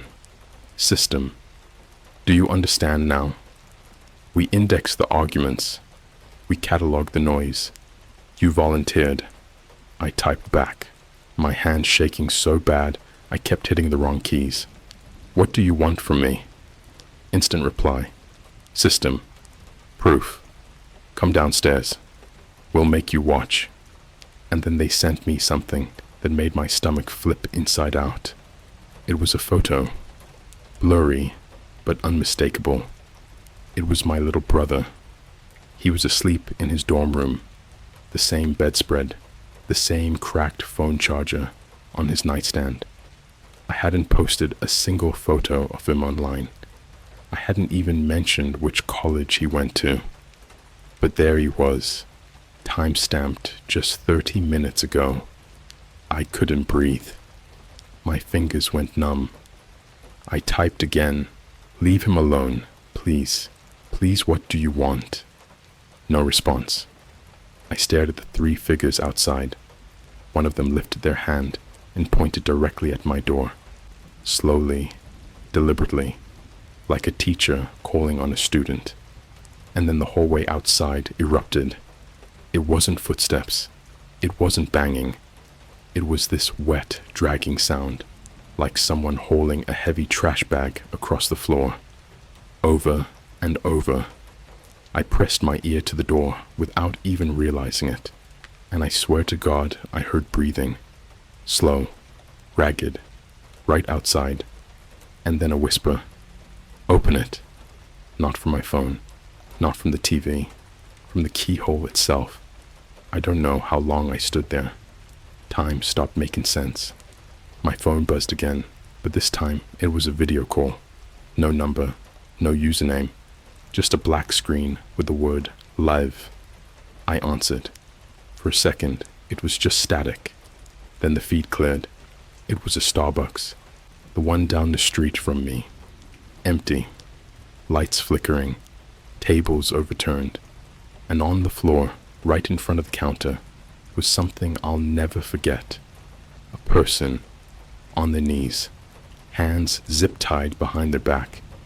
Their head was covered with a McDonald's bag, like a hood. The cult logo, if that's what it was, drawn on it in black marker. A single eye with 3 lines beneath it, like dripping tears. And behind them, standing perfectly still, was one of the hooded figures from outside my window, holding a knife. The camera zoomed in, slowly, on the person's bag-covered head, and then my phone vibrated again with a new message. System, argue now. That's all it said. Argue now. I didn't know what they meant. I typed frantically. I'll do anything, just don't hurt them, please, please. No reply. On the video feed, the hooded figure tilted their head like they were listening. Then, without warning, they grabbed the person's head and slammed it into the tile. Hard. Again. And again. The bag crumpled with each hit. The Starbucks floor started to stain dark beneath them. I screamed. My neighbors must have heard me, but nobody came. Nobody called the cops. Nobody did anything. The feed cut out. When it came back, it was my brother. Same dorm room, same bedspread. Except now, he wasn't sleeping. He was sitting upright on the bed, eyes wide, staring at something just off camera, and behind him, a black figure moved across the room. I dropped my phone. It hit the floor face down, the video still playing. I backed away, shaking so hard my teeth chattered, and then the knocking stopped. All at once. Silence. No shadows under the door. No flickering lights. No figures outside the window. My phone buzzed one last time. A text. We're in the walls now. Do you understand? Part 3 begins when you sleep. And then everything went black. My lights, my phone, even the street lamps outside. Like someone had cut the whole block's power. I'm typing this from my work laptop at a McDonald's parking lot right now. My apartment's dark. My brother's not answering his phone. I don't know what's real anymore. I don't know if it's them or me losing my mind. I think they're watching me type this. I think they want me to keep telling you. I don't even know what time it is anymore. Since that night at my apartment, it's like everything's been bent. Hours stretch, minutes disappear. I moved out, at least temporarily. Right now, I'm typing this from the corner of a 24-hour laundromat with my laptop balanced on a dryer because every cafe, every McDonald's, every Starbucks feels like a stage where they're waiting for me to perform. I don't even know who they are, but they know me, and they're escalating. It started again the next night. I had managed to get a few hours of uneasy sleep in my car in the laundromat parking lot. When I woke up, my phone was dead, even though it had been plugged into my car charger. I plugged it into the wall inside the laundromat. Nothing. No charge icon, no boot screen, just a dead slab of glass. I left it alone for a few minutes. When I picked it back up, it turned itself on. No Apple logo, no Android boot, just a black screen with white text. Sleep mode disabled. Proof pending.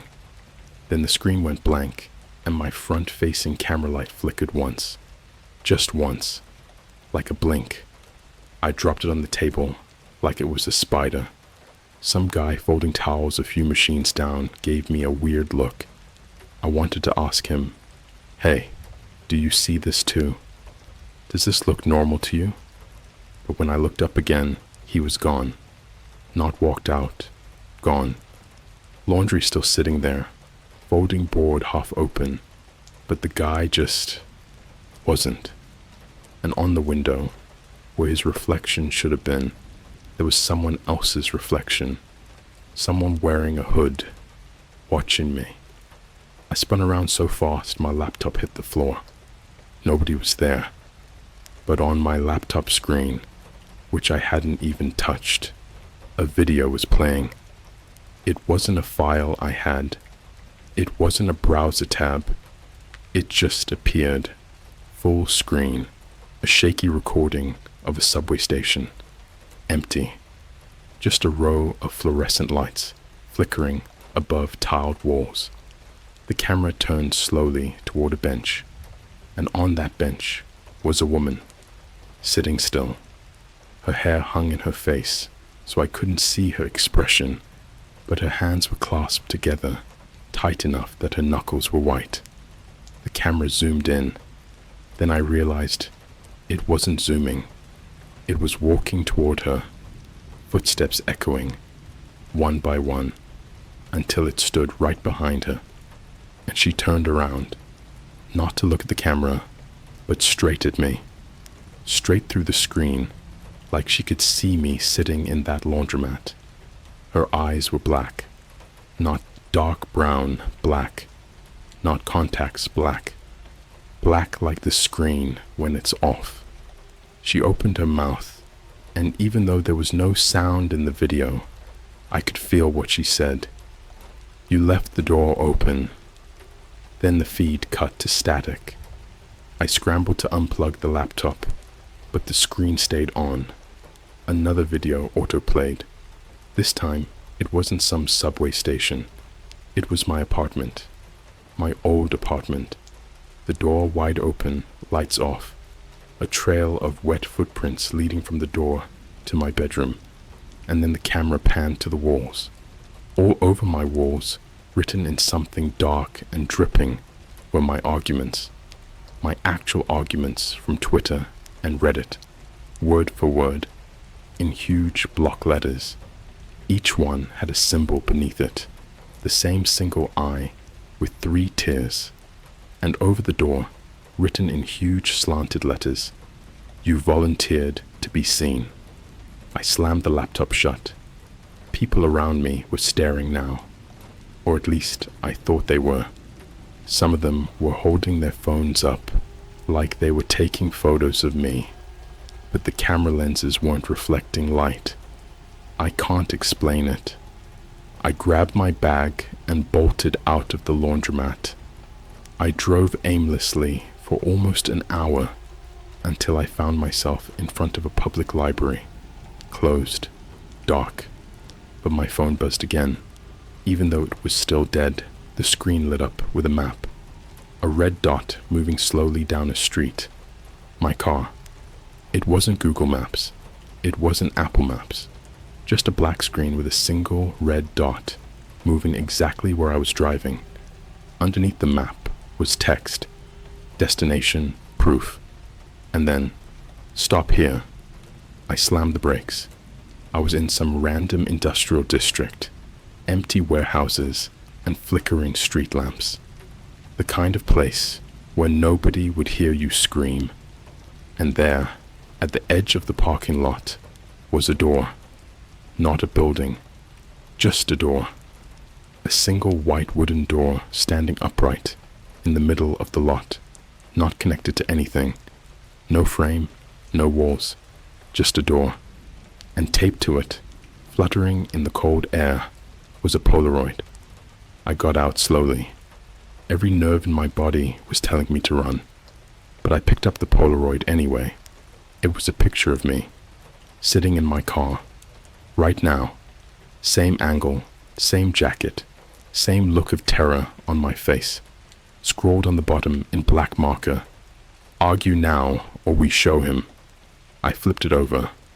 On the back was my brother's student ID, taped to it. I lost it.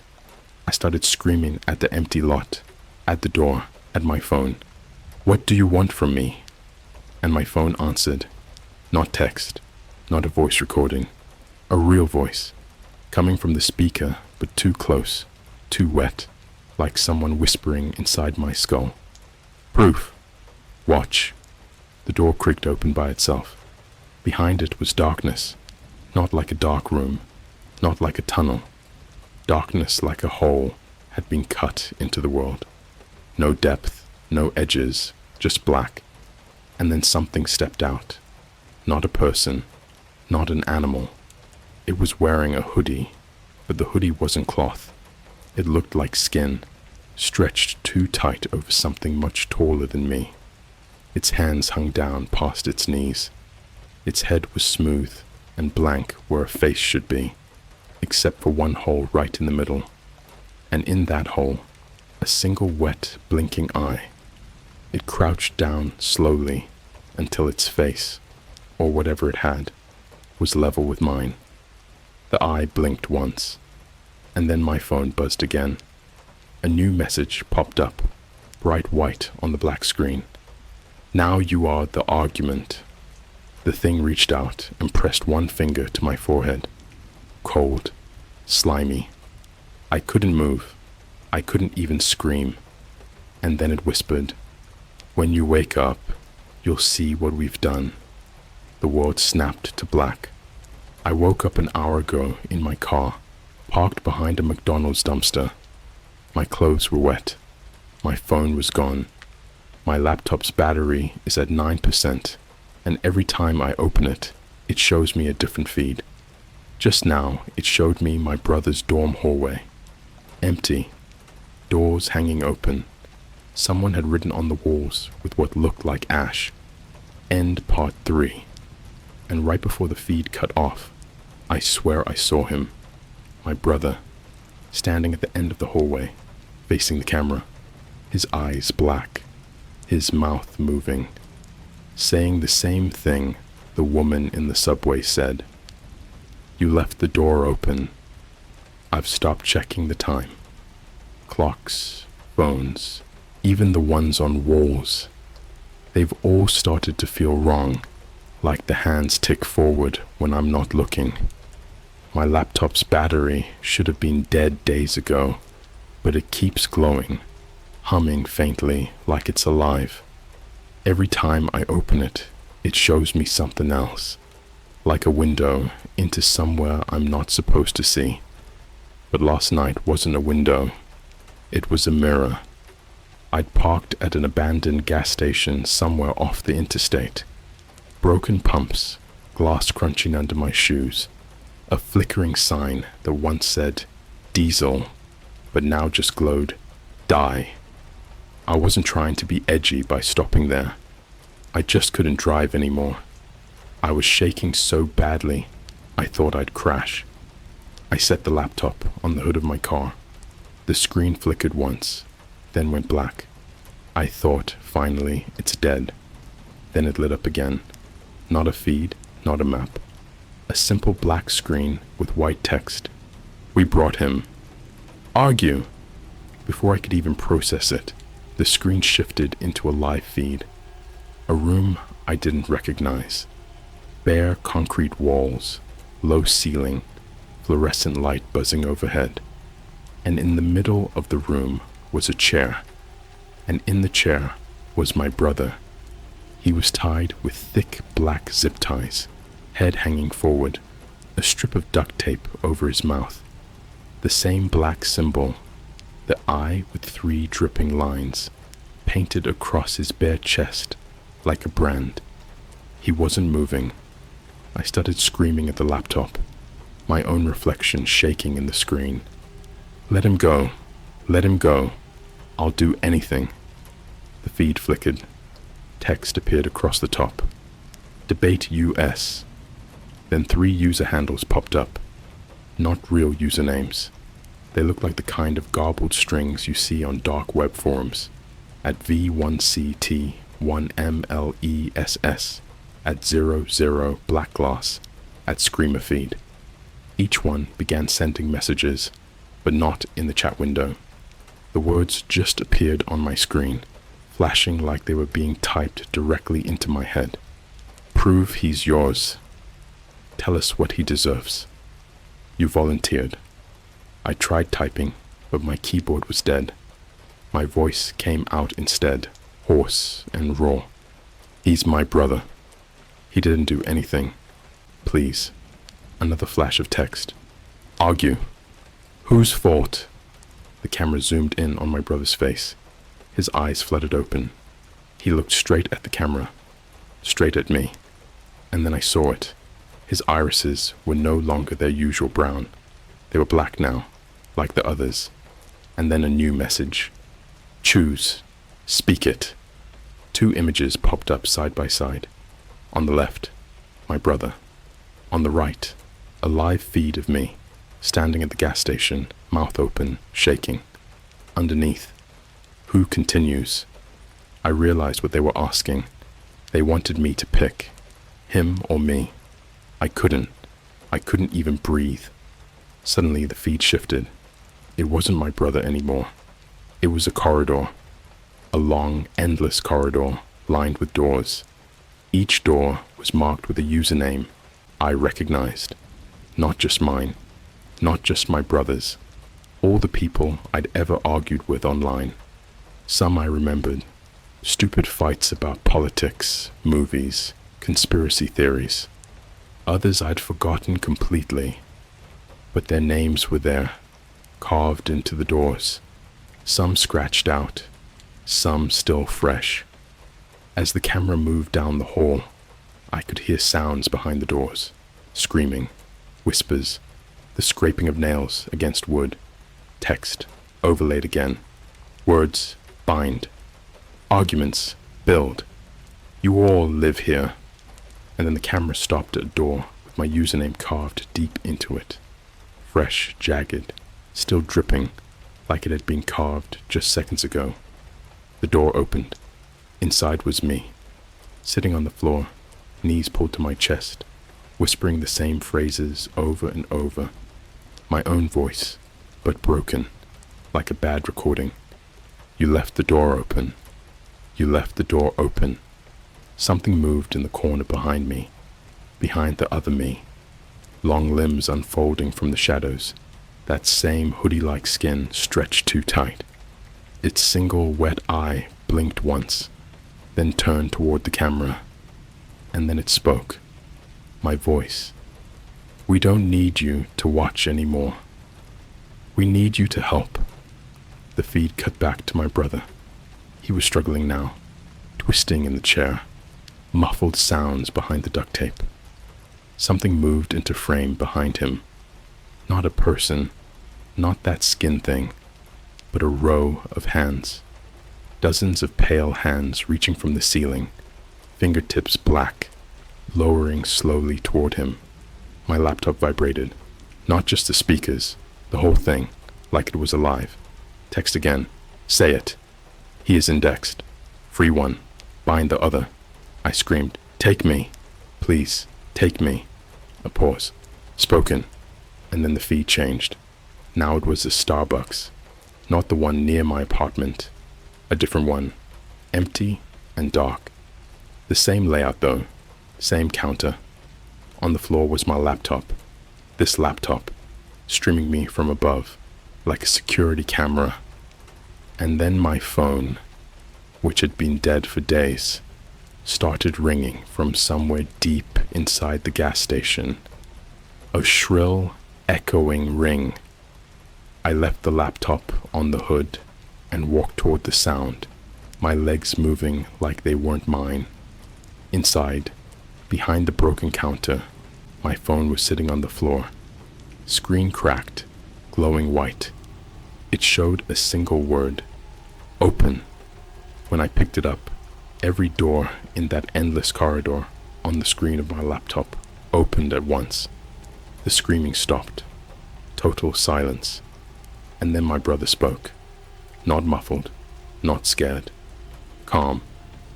You left the door open. I looked back at the laptop.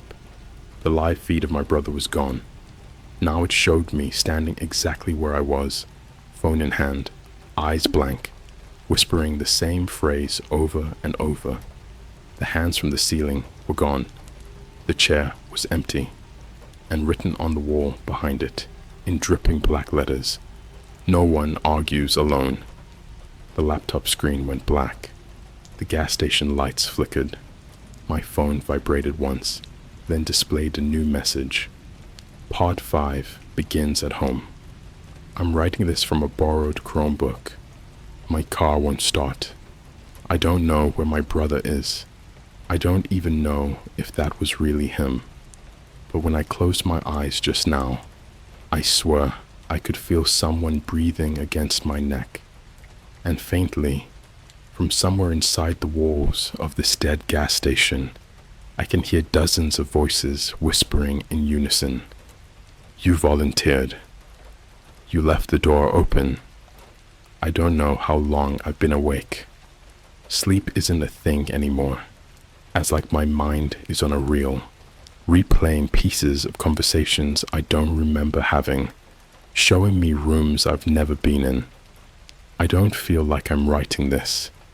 It feels like something else is typing for me. The Chromebook screen is cracked now. The cracks form the outline of the symbol, the eye with 3 dripping lines. I tried closing it. It wouldn't close. It just stayed open, humming. And the gas station isn't empty anymore. It started with a smell. This sour, metallic smell, like pennies and wet concrete. I thought it was just the building, until I noticed it was stronger inside my mouth, like I'd been breathing something in for hours without realizing. Then the walls changed. At first, I thought it was the lighting, flickering fluorescence playing tricks on my eyes. But no, the wallpaper itself had started to peel, not outward, but inward, curling toward some invisible point like it was being sucked into the building. Underneath wasn't drywall. It was black, pulsating, like a vein or a tunnel, and from that black, thin fingers began to emerge. Dozens of them. I backed up until I hit the counter. The Chromebook stayed where it was on the hood of my car outside, but the screen still glowed like it was right in front of me. The feed had changed again. No corridor, no brother, just a single black room with a chair in the center. A chair identical to the one I'd seen him tied to, except now I was sitting in it. Not the me standing in the gas station, the me on the screen. Head back, mouth open, black streaming from my eyes like tears, and under the image, flashing text. Convergence. Index complete. I tried running. My legs moved, but the building didn't. Every door I opened just led back into the gas station from another angle, like a maze folding in on itself. The window showed nothing but static, like I was inside a giant television. Then the voice came back, not from a phone, not from a speaker, from the walls themselves. You're not being watched anymore. We're inside. And then the hands emerged fully from the walls. Not just fingers, entire arms, pale and thin, nails black, veins bulging. They reached for me, but didn't grab. They just hovered, twitching like they were tasting the air. One of them brushed my shoulder, and I swear it was cold and wet, like a dead fish. And then every arm pointed at the door. The door wasn't white anymore. It was a mirror. Not a regular mirror. This one reflected something that wasn't here. In it, I saw my apartment. Lights off, curtains drawn, my desk, my chair. And sitting at the desk was my brother, back to me, typing. He turned slowly. His eyes were gone. Not gouged, not hollow. Just gone. In their place, 2 black holes where light disappeared. He opened his mouth, but no sound came out. Instead, the gas station whispered, dozens of voices overlapping like a crowd at a football game. Go home. Part 5 begins at home. I don't remember walking out. I don't remember driving, but somehow I'm back at my apartment. The door is open. My keys are on the floor, bent. Inside smells like the gas station. The walls are covered now, top to bottom, with every argument I've ever had online. Not typed neatly, scratched in, gouged with something sharp. Each line dripping black. Some of them aren't even in English. Some of them are symbols I can't read. And at the center of the room, sitting cross-legged on my floor, is my brother. He's wearing my hoodie. His mouth is sewn shut with black thread. The eye symbol is carved into his forehead, bleeding slow. His hands are folded in his lap, like he's praying. When I step closer, his head jerks up, and he starts making a sound. Not words, not a scream. A wet gurgling noise, like water being sucked down a drain. The walls echo it back in unison. I stumble backward into my bedroom, and that's when I see it. The door. The same one from the parking lot. Standing upright in the middle of my room. Not attached to anything. White, peeling, handle black. My laptop is on the floor in front of it, glowing bright. The screen shows a countdown. 3, 2, 1, and then, enter. The door creaks open. Inside isn't darkness this time. It's rows and rows of chairs, each chair holding a person. Some are asleep, some are awake, heads twitching, eyes black. All of them have their hands on keyboards, typing endlessly. Their screens flash the same symbol over and over. I see usernames above their heads like floating name tags. People I've argued with on Twitter, on Reddit, on Discord, even ones I don't recognize. Thousands of them, stretching back into infinity, and at the far end of the room, raised above them like a pulpit, is the skin-hooded thing, its single wet eye fixed on me. It raises one long finger and points. Every person in the chairs stops typing and turns their head toward me at the same time, and they all whisper, "You left the door open." I run, but the floor isn't a floor. It screens, my own tweets, my own comments, glowing under my feet, cracking with every step. Hands shoot up from the cracks, grabbing at my ankles, cold and slimy. The thing begins to move down from the pulpit, slow, deliberate steps, and as it moves, the people in the chairs begin to chant, soft at first, then louder. Words bind, words build. No one argues alone. Their voices overlap until it's deafening. The thing reaches me, bends low. Its eye opens wider, spilling black down its chest like tears, and then it presses its forehead to mine. Images explode in my head. Every fight, every snarky reply. Every time I'd called someone an idiot. Every time I'd mocked a stranger. Every time I'd jumped into a thread just to win. All of it, looping, overlapping, until it wasn't words anymore. It was rooms, it was faces, it was doors, and behind each door, someone screaming. The voice inside me speaks again, but this time it's mine, layered with thousands of others. We are not trolls. We are the archive. We are every word you ever threw away. I open my eyes. I'm sitting in the chair now, hands on a keyboard. My eyes hurt. My fingers move without me telling them to. The screen in front of me is blank, except for a cursor blinking, and then words appear. Tell them your story. Around me, the others keep typing. Some of them are crying. Some of them are laughing. Some have no mouths at all. I look down at my hands. The black symbol is carved into my palms. A voice behind me, maybe my brother's, maybe mine, whispers, "You're not telling a story." You're opening the door. The screen goes black. My reflection stares back, but my eyes aren't mine anymore. They're black, and somewhere, behind me, thousands of voices whisper in perfect unison, "Now you're one of us."